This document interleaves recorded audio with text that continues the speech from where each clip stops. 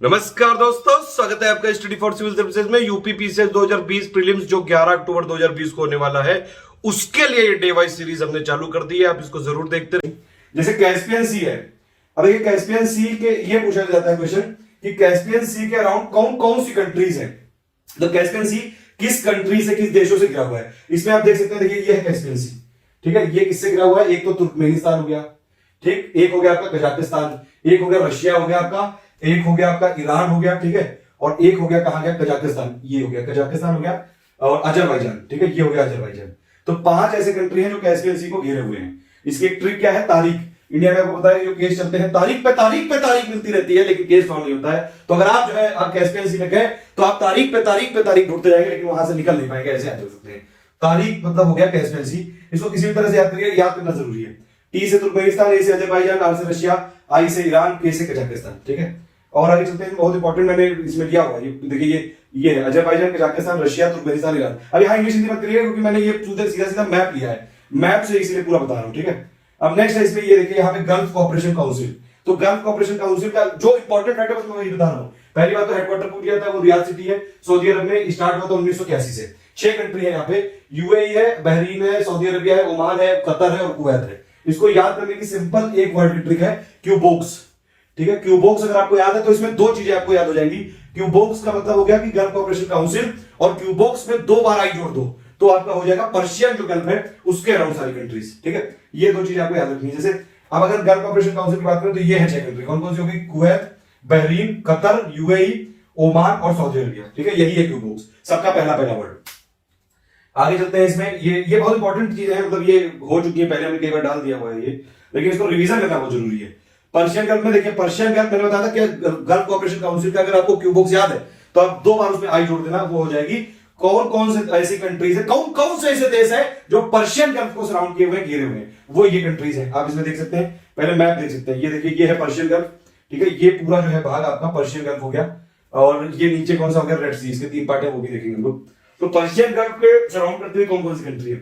देखिए, एक हो गया इराक हो गया, ठीक है, ये छोटा सा कुवैत हो गया, ठीक है, ये बहरीन हो गया छोटा सा बीच में, ये हो गया आपका सऊदी अरबिया, ये हो गया कतर इधर, ठीक, ये हो गया यूएई, और ये हो गया ओमान, ये हो गया ईरान। तो ये सारी कंट्रीज हैं जो पर्शियन गल्फ को सराउंड किए हुए हैं। इसमें आपको करना क्या है? बस मैंने क्या बताया था, जो वो गल्फ कोऑपरेशन काउंसिल का है क्यूबॉक्स, क्यू से Qatar, UAE, Bahrain, Oman, Kuwait, Saudi Arabia, और इसमें ईरान इराक और जोड़ दो। आई से हो जाएगा ईरान, और आई से हो जाएगा आपका इराक, ठीक है। तो बस ये वाली कंट्रीज कौन सी हो गई? ये हो गई आपकी वो सारी कंट्रीज जो कि पर्शियन गल्फ को सराउंड करते हुए हैं। नेक्स्ट इसमें चलते हैं, और बहुत इंपॉर्टेंट इसमें जो चीजें ली हुई है मैंने, ये काफी इंपॉर्टेंट फैक्ट है एक्चुअली, ठीक है। ये अब जैसे कौन कौन सी ऐसी कंट्री है जो रेड सी को घेरे हुए हैं। अब रेड सी वैसे तो 3 पार्ट में है ये, एक आपका है गल्फ ऑफ अकाबा, एक है मेन रेड सी, और एक है नीचे गल्फ ऑफ एडन। तो टोटल लाके अगर देखेंगे तो रेड सी में 6 कंट्री ऐसी हैं जो कि रेड सी को घेरे हुए हैं। वो कौन कौन सी कंट्री है? जैसे ईस्टर्न शोर पे आप देखेंगे तो ईस्टर्न शोर पे ये देखिए सऊदी अरबिया है इधर, और येमेन है। तो 2 कंट्री जो है ईस्टर्न की साइड से घेरे हुए हैं। वेस्टर्न की साइड से अगर आप देखेंगे तो 4 कंट्री, एक है इजिप्ट, एक है आपका सूडान, एक है इरिट्रिया, और एक है आपका जिबूती, ये, ठीक है। तो 4 कंट्री जो है रेड सी में आपको वेस्टर्न साइड से घेरे हुए हैं। 2 आपकी उधर से, वैसे सोमालिया भी कभी कभी ले लिया जाता है, लेकिन अभी वैसे जो मतलब ऑफिशियल जो है वो वही है कि 6 कंट्री ऐसी हैं जो रेड सी को घेरे हुए हैं। उनको ट्रिक जो है याद करने की है, देसी। तो अगर आपको रेड सी में जाना है तो देसी बन के जाना पड़ेगा, देसी देसी ना कर वाला, ठीक। देसी का क्या मतलब होगा? डी से हो गया आपका जिबूती, ये जिबूती कहते हैं इसको, डी साइलेंट है इसमें। ई से हो गया इरिट्रिया, एस से हो गया सूडान, ठीक है, डी ई एस, फिर एस एक और है, एस से यहाँ पे सऊदी अरबिया है, फिर ई है इजिप्ट, वाई है आपका येमेन। ये हो गया रेड सी। तो रेड सी वाला देखिए, ये वाली चीजें 5 कंट्री कौन कौन सी है इसकी जो आपको क्वेश्चन को सराउंड करती है। जल्दी से कमेंट करके बताइए। अभी मैंने बताया था लेक बैताल जो है ये रशिया में है इंटायरली, ये डीपेस्ट लेक है और largest volume fresh water lake है। ये लेक विक्टोरिया लार्जेस्ट लेक है आपकी, सबसे बड़ी झील है अफ्रीका की। फिर लेक मिशिगन जो है वर्ल्ड लार्जेस्ट लेक है आपकी एक कंट्री के अंदर में। वोंसोक है ये लेक, लार्जेस्ट लेक है अंटार्कटिका में। लेक आयरन लार्जेस्ट लेक है ऑस्ट्रेलिया में, ठीक है। टुर्काना जो है ये वर्ल्ड की बहुत ही जो लार्जेस्ट परमानेंट डिजर्ट वाली लेक है और लार्जेस्ट अल्पाइन लेक है। टंगनिका जो है लेक, ये लॉन्गेस्ट फ्रेश वाटर लेक है, ठीक है। सुपीरियर लेक ये लार्जेस्ट है, जो ग्रेट लेक्स है ना वॉल्यूम के हिसाब से उनमें से लार्जेस्ट है ये, और लार्जेस्ट फ्रेश वाटर लेक है ये। ग्रेट जो है स्लेव लेक हो गया कनाडा में, डीपेस्ट लेक है ये नॉर्थ अमेरिका में। ग्रेट बियर लेक ये आपकी इंटायरली कनाडा में है। टिटिकाका जो है हाईएस्ट नेविगेबल, यहाँ पे नेविगेशन हो सकता है लेक है, ये कौन सी है? टिटिकाका, ठीक है। तो ये वाली इंपॉर्टेंट है। अब इसमें एक और चीज आपको ये लार्जेस्ट लेक जो है कॉन्टिनेंट वाइज देख सकते हैं, अफ्रीका की है टंगनीका, अंटार्कटिका की वो, एशिया के आपको कॉन्टिनेंट बताना है, ऑस्ट्रेलिया की लेक है, यूरोप की है लेक लडोगा, नॉर्थ अमेरिका की है लेक सुपीरियर, साउथ अमेरिका की है लेक टिटिकाका। एक ट्रिक बनाई है मैंने जो कि याद रहनी चाहिए आपको बिल्कुल, बहुत ही जो है ऐसी सिंपल भाषा में और थोड़ी सी तड़ाके भड़ाके के साथ जो है ट्रिक देखेंगे यहाँ पे चिकाई करते हुए। ये गोल्ड, ये आपकी कोल्ड और जो है वार्म करंट हो गया। फिर साइक्लोन नेम्स के बारे में देखेंगे, सब मैप से ही देखेंगे, टेंशन मत लीजिएगा। और तीसरा टॉपिक है लोकल विंड। इसमें से देखिए क्वेश्चन फंसने के बहुत ज्यादा चांसेस हैं, तो ध्यान से देखिएगा इसको। अब देखिए सबसे इंपॉर्टेंट पहले बात है कि समझ लीजिए कि एक कोल्ड और वार्म करंट का कॉन्सेप्ट होता है कि लो और मिडिल लैटिट्यूड में अगर ये होगा तो वेस्ट वाला करंट हमेशा कोल्ड होगा और ईस्ट वाला हमेशा वार्म होगा। ठीक, ये एक नॉर्मल सा फॉर्मूला है, ये अगर आप बुक पढ़ेंगे तो इसमें आपको समझ में आएगा। हाई लैटिट्यूड में क्या होता है कि जो ईस्ट वाला होगा वो कोल्ड होगा और जो वेस्ट वाला होगा वो वार्म होगा। हालांकि अगर ये ट्रिक आप याद रखते हैं तो आपको ये भी याद रखने की जरूरत नहीं है, लेकिन ट्रिक क्या है पहले वो समझिए। पहले तो ये मैप से समझ लेते हैं कि कितने जो है वार्म करंट है, कितने जो है आपके कोल्ड करंट हैं। जो लाल वाले हैं वो सारे वार्म हैं, ये लाल वाला दिख रहा है, और ये जो ब्लू वाला है सारा जो है कोल्ड है। अब देखिए अगर यहाँ से जो है वेस्ट से चालू करें, वेस्ट से ईस्ट की तरफ अगर हम जाएंगे तो कैसे कैसे होगा ये समझिए।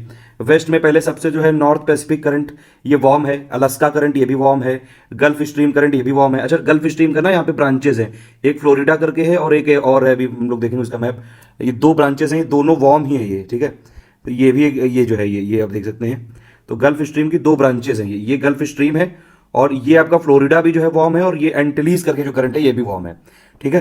तो वार्म वाला हम लोग देख रहे थे वेस्ट से ईस्ट की तरफ, तो ये आपका हो गया, ये नॉर्थ इक्वेटोरियल और साउथ इक्वेटोरियल दोनों ही वार्म है, ठीक है। ये जहां जहां भी नॉर्थ इक्वेटोरियल साउथ इक्वेटोरियल दोनों वार्म करंट हैं। पेरू करंट को हमबोल्ट करंट भी बोलते हैं, ये वाला जो है आपका कोल्ड है, ठीक है। फिर ये वेस्ट विंड ड्रिफ्ट है, ये ईस्ट विंड ड्रिफ्ट है, ये सारी जो है कोल्ड है। यहाँ पे फॉकलैंड जो करंट है ये कोल्ड है। ब्राजील करंट वाला ये जो है वार्म है ये, ठीक है। फिर ये जो है बेंगुएला करंट है, ये कोल्ड है क्योंकि ब्लू लिखा हुआ है ये। साउथ इक्वेटोरियल मैंने बताया आपको, ये आपका वार्म है। कैनेरी करंट है यहाँ पे अफ्रीका के एकदम ये नॉर्थ वेस्ट में, ये भी आपका कोल्ड है। लेब्राडोर जो करंट है ये आपका कोल्ड है, ठीक है। ग्रीन जो आपका ग्रीनलैंड करंट है ये भी कोल्ड है। नॉर्वेयन करंट जो है ये वार्म है आपका।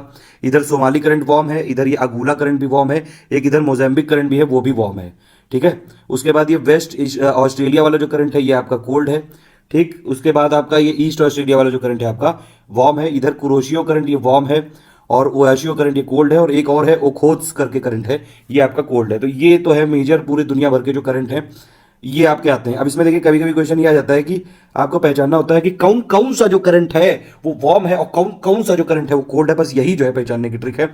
अभी तक जो है बहुत परेशानी होती थी, अगर आपने ये ट्रिक याद रख ली तो भाई साहब और बहनी जी जो है नहीं भूलेंगे।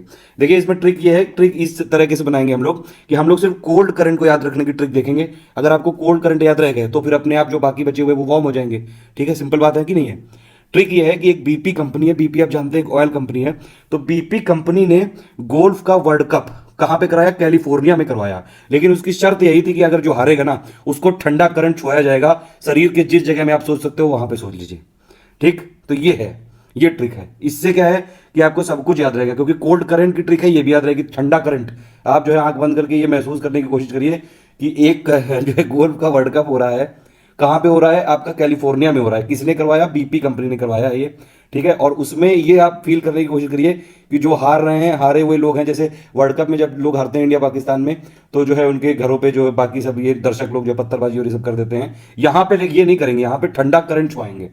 जहां जहां भी आप सोच सकते हैं, आप मन में हंस सकते हैं, जो भी जहां भी सोच सकते हैं आप सोचिए, लेकिन ये जरूर याद रखिए कि ठंडा करंट छुआया जाएगा, ये एक इंपॉर्टेंट बात है, ठीक।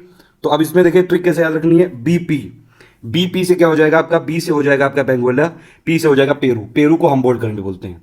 कंपनी ने गोल्फ, जो ये रेड कलर के वर्ड है ना, बस यही ट्रिक है। तो बीपी ट्रिक है, गोल्फ जो है ये ट्रिक है, गोल्फ का वर्ल्ड कप ये डब्ल्यूसी ट्रिक है, कैलिफोर्निया जो है ट्रिक में है, और जो है इसमें आपको ठंडा करंट छुआया जाएगा, ठीक है। तो बीपी से क्या हो गया, बीपी से हो गया बेंगुएला पेरू, ठीक। गोल्फ से क्या हो गया, ग्रीनलैंड करंट, ग्रीनलैंड, ओआशियो, लेब्राडोर और फाकलैंड, फाकलैंड इधर है, ठीक है। फाकलैंड और ब्राजील जब मिलते हैं तो यहाँ पे जो है फॉगी सा एनवायरमेंट हो जाता है, और फिशिंग ग्राउंड्स वर्ल्ड के यहाँ पे पाए जाते हैं, और यहाँ भी पाए जाते हैं आपके लेब्राडोर और गल्फ स्ट्रीम जहाँ मिलता है, यहाँ फॉगी होता है, और यहाँ पे जो है वर्ल्ड के वार्म और जब मतलब कोल्ड करंट मिलते हैं तो वहाँ पे एकदम सबसे ज्यादा जो है वहाँ पे फिश डेंसिटी होती है, फिश काफी जो है फिशिंग वहाँ पे काफी फेमस होती है। खैर हम लोग जो है ट्रिक देख रहे थे बीपी, बीपी में आपको बताया बेंगुएला और पेरू, ठीक है। बेंगुएला पेरू, गोल्फ क्या हो गया, ग्रीनलैंड, ओआशियो, और आपका लेब्राडोर और फॉकलैंड। गोल्फ हो गया। वर्ल्ड कप क्या हो गया? वेस्ट कैनरी, ठीक है, वेस्ट कैनरी, वेस्ट ऑस्ट्रेलिया और कैनरी। और कैलिफोर्निया में तो होना ही है टूर्नामेंट, तो कैलिफोर्निया तो याद रखना ही पड़ेगा। और ठंडा करंट जो आ जाएगा, ये ध्यान रखिएगा आप। समझ रहे हैं? मतलब ये देखिए थोड़ी देसी भाषा की ट्रिक है।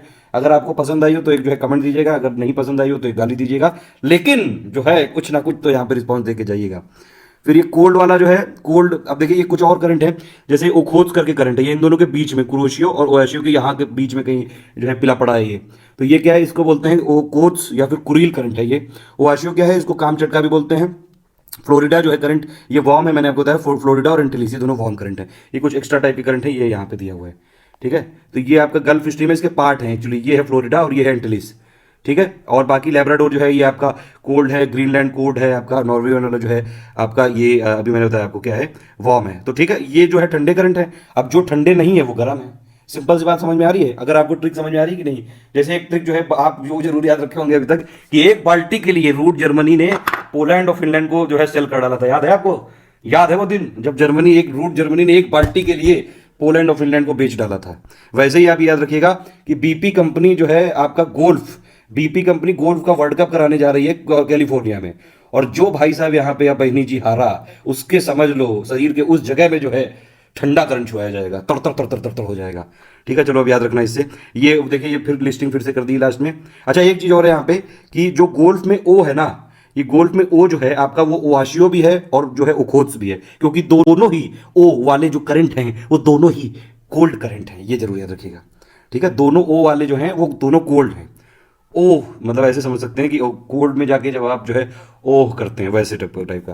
कोल्ड में क्या क्या हो गया फिर? बेंगुएला, हम्बोल्ट मतलब Peru, west Australia, Canary, California, Labrador, Oyashio या फिर Okhotsk, Greenland current, Falkland current. और जो है वार्म में क्या क्या हो गया? Agulhas, Alaska, Brazil, east Australia, equatorial Gulf Stream, Kuroshio, North Atlantic drift और नॉर्थ पैसिफिक ड्रिफ्ट। ये देखिए बहुत सोच समझ के बनाई गई। थोड़ा सा अगर आप फील करेंगे इसको तो ये बिल्कुल आपको जो है मन में घुस के बैठ जाएगी। खैर, अब ये वाली यही वाली चीज़ यहाँ पे लिखी हुई है, इसमें रिटन फॉर्म में आप चाहें तो देख सकते हैं। अगुला क्या है?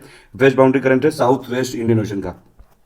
अच्छा, जो मैंने ये बात बताई थी एक ट्रिक की, जो लो लैटिट्यूड में क्या होता है, वेस्ट में कोल्ड होता है और ईस्ट में वार्म होता है। तो आप देख सकते हैं ये, जैसे लो लैटिट्यूड कौन सा है? ये वाले सब लैटिट्यूड हो गए, ये सारे जो है लो लैटिट्यूड वाला एरिया हो गए। ठीक है, अब इसमें देखिए वेस्ट में जो है कोल्ड है, ये वेस्ट में अगर आप मतलब ये ओशन के रेफरेंस में वेस्ट होता है, तो ओशन में देखिए वेस्ट में जो है, सॉरी ओशन में क्या होगा, कोल्ड में होगा वेस्ट और वार्म में होगा ईस्ट। एक सेकंड रुकिए, नहीं ये जो है ये कॉन्टिनेंट के रेफरेंस में होता है, सॉरी। तो कॉन्टिनेंट में अगर आप देखेंगे तो ये जो लोअर वाले लैटिट्यूड वाले एरिया है, ये ट्रिक जो मैंने बताई थी आपको, अगर आप ऐसे याद रख सकते हैं तो। वैसे मेरी ट्रिक अगर आपको याद है तो ये करने की जरूरत नहीं है। तो वेस्ट में कोल्ड यानी कि बेंगुएला कोल्ड है, और जो है आपका गुला वाला हो गया हॉट यानी कि वार्म। पेरू कोल्ड है इधर वेस्ट में, और जो है ब्राजील हो गया आपका वार्म। ठीक है, तो कोल्ड वाला जो है आपका वेस्ट हो गया और वार्म वाला ईस्ट हो गया। हाई लैटिट्यूड में देखेंगे तो कोल्ड ईस्ट है, देखिए हाई लैटिट्यूड ये सब हो गया, ये देख रहे हैं, ये वाला पूरा हाई लैटिट्यूड है। तो यहाँ पे क्या है? कोल्ड आपका ईस्ट में है, तो ये देखिए लेब्राडोर जो है ईस्ट में है।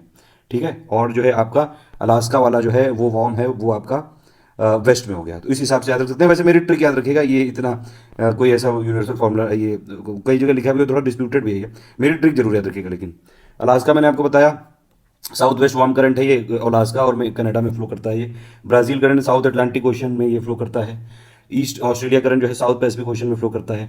इक्वाटोरियल करंट जो है पैसिफिक ओशन में फ्लो करता है। गल्फ स्ट्रीम जो है आपका नॉर्थ अटलांटिक ओशन में फ्लो करता है। ठीक है, इसके दो पार्ट है, फ्लोरिडा और जो है अभी मैंने बताया था क्या नाम है, मैं खुद ही भूल जा रहा हूँ बार बार, एल्टिको करके है ये कुछ, एंटिलीज करके, एंटिलीज नाम है। ठीक है, बस अभी नाम याद रखिए इतना, जो है बाकी चीज़ें मैंने आपको बता दी हैं, ये इतनी ज़रूरत नहीं है। नाम इस समय फैक्ट ज़्यादा जो है रटने की ज़रूरत है, फैक्ट को एकदम चबा के खा जाने की ज़रूरत है, ज़्यादा कॉन्सेप्ट की इसमें ज़रूरत नहीं है।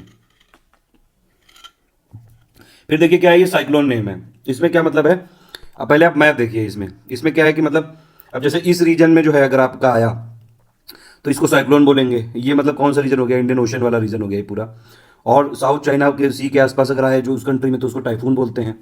ये अटलांटिक में जो है, अटलांटिक से अगर आपका नॉर्थ अमेरिका की तरफ गया तो हरिकेन बोलते हैं इसको।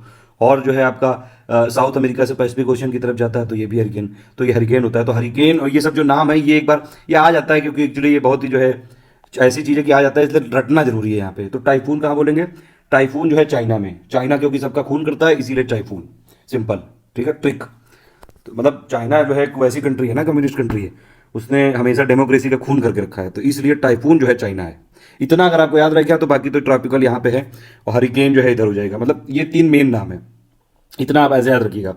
टाइफून मतलब खून, चाइना को आप सोचिए रेड, उनका जो है वो अगर आप देखेंगे तो लोगो भी जो है Chinese communist party of China का रेड से है, तो खून खून है पूरा वहाँ पे। Typhoon China. देखिए प्लीज़ इसको किसी दूसरे पर्पज से मत लीजिएगा और ना ही इस पर कोई क्लेम कर दीजिएगा। ये सिर्फ पढ़ाई के पर्पज में स्टूडेंट की मदद करने के लिए एक छोटी सी ट्रिक है।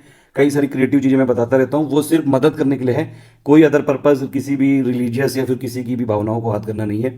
अगर किसी की भावनाएं हाथ हुई हों तो है, आई एम वेरी सॉरी, लेकिन मैं इसे ही करता जाऊंगा।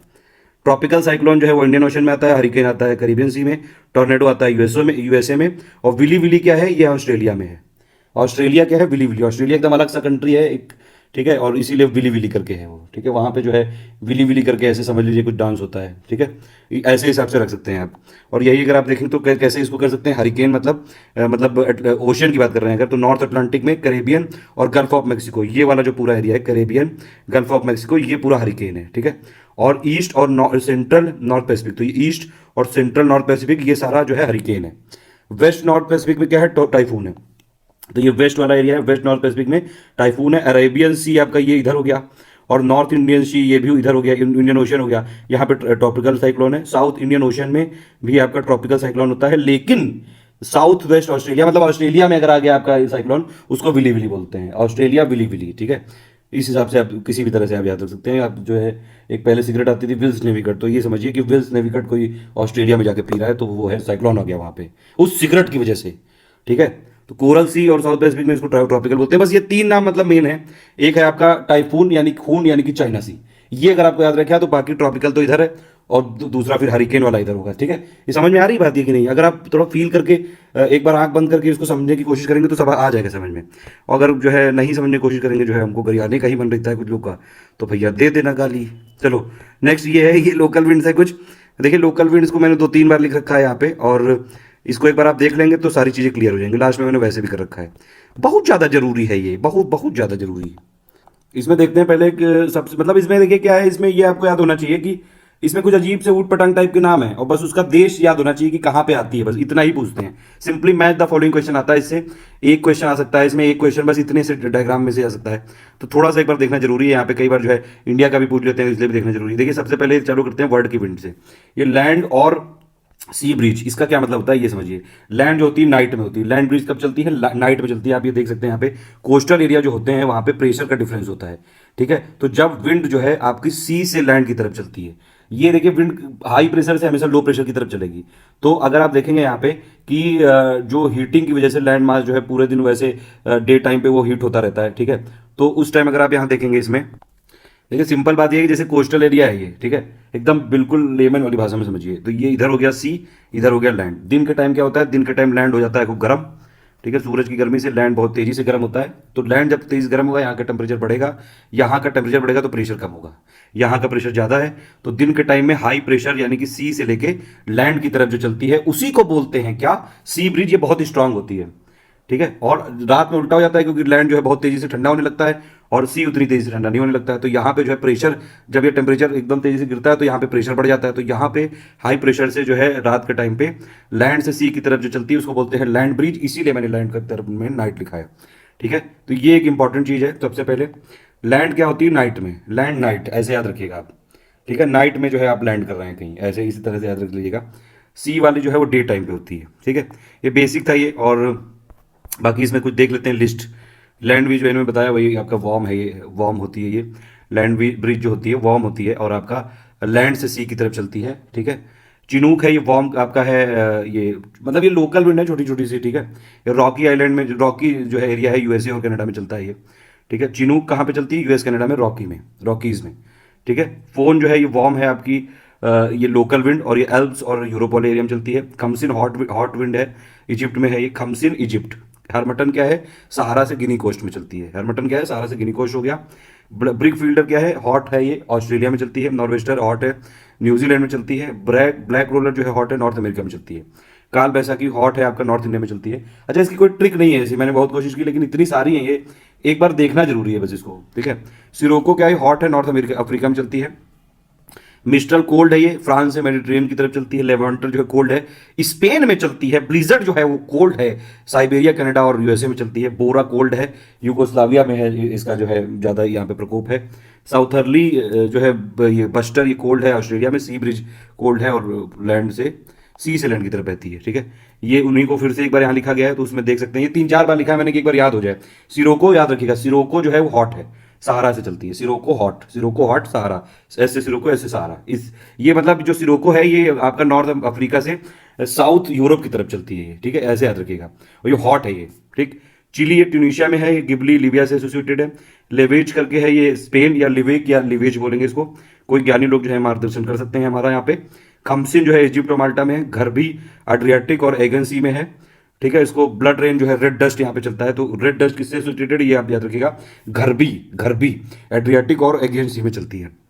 ये कोल्ड विंड की लिस्टिंग है। मिस्ट्रल कोल्ड है, ये नॉर्थ से चलती है, नॉर्थ से रोन वैली से चलती है ये आपकी, ठीक है, नॉर्थ से डाउन होती है। ये आपका फनलिंग इफेक्ट होता है यहाँ पे अल्प्स के बीच में, ठीक है। तो ये आप याद रख सकते हैं, रोन से अल्प्स, रोन जो वैली है वहां से अल्प्स माउंटेन तक की तरफ चलती है। बोरा कोल्ड है, कोल्ड जो है ठंड का बोरा, आइस का बोरा आप याद रख सकते हैं ऐसे। एड्रियाटिक कोस्ट की तरफ चलती है, ये यूरोप और मेडिटेरियन में विंटर में पाई जाती है। ट्रेमोंटा कोल्ड है, ग्रिगेल जो है कोल्ड है, ठीक है। तो ये तो सबसे इंपॉर्टेंट वाली हो गई। इसके बाद कुछ और भी यहाँ पे लिस्टिंग की हुई है मैंने, वही तो उसी को 2-3 बार एक बार देख लेते हैं। चिनूक जो है याद है, हॉट है ये, ठीक है। स्नो ईटर भी बोलते हैं इसको, स्नो ईटर बोलते हैं, हॉट है ये, रॉकीज में। ब्लिजर्ड आपकी बहुत कोल्ड है, टुंड्रा में है ये। ब्रिक फील्डर आपकी ऑस्ट्रेलिया में है। पुर्गा आपकी जो है टुंड्रा में है, रशियन टुंड्रा। लेवांटर आपकी स्पेन में है। नॉर्वेस्टर आपकी हॉट विंड है न्यूजीलैंड में, ठीक है। पुनास जो है ये कोल्ड है आपकी, एंडीज में पाई जाती है। फिर कुछ और उन्हीं में से कुछ बच गई थी, एक बार और इसको देख लीजिए। ये देखिए, एक बार देख लिया आपने तो इसको और कहीं से देखने की जरूरत नहीं पड़ी, सब मैंने जो है कंपाइल कर लिया है। अब्रोहोल जो है आपका ये ब्राजील, इसमें रिलेटेड है ये। एब्रोहोल कहाँ पे है, चलती है ब्राजील में। अमियन जो है ये आपका फिलीपींस, ठीक है। बयामो आपकी क्यूबा में है। बोरा जो है अभी मैंने बताया आपको, ये ठंडी है, याद रखिएगा, एड्रियाटिक सी की तरफ चलता है। आइस का बोरा ये इटली, नॉर्थ ईस्ट इटली में चलती है ये, और ये जो है आइस का बोरा याद रखिएगा। कैलिमा जो है ये कैनरी आइलैंड में है।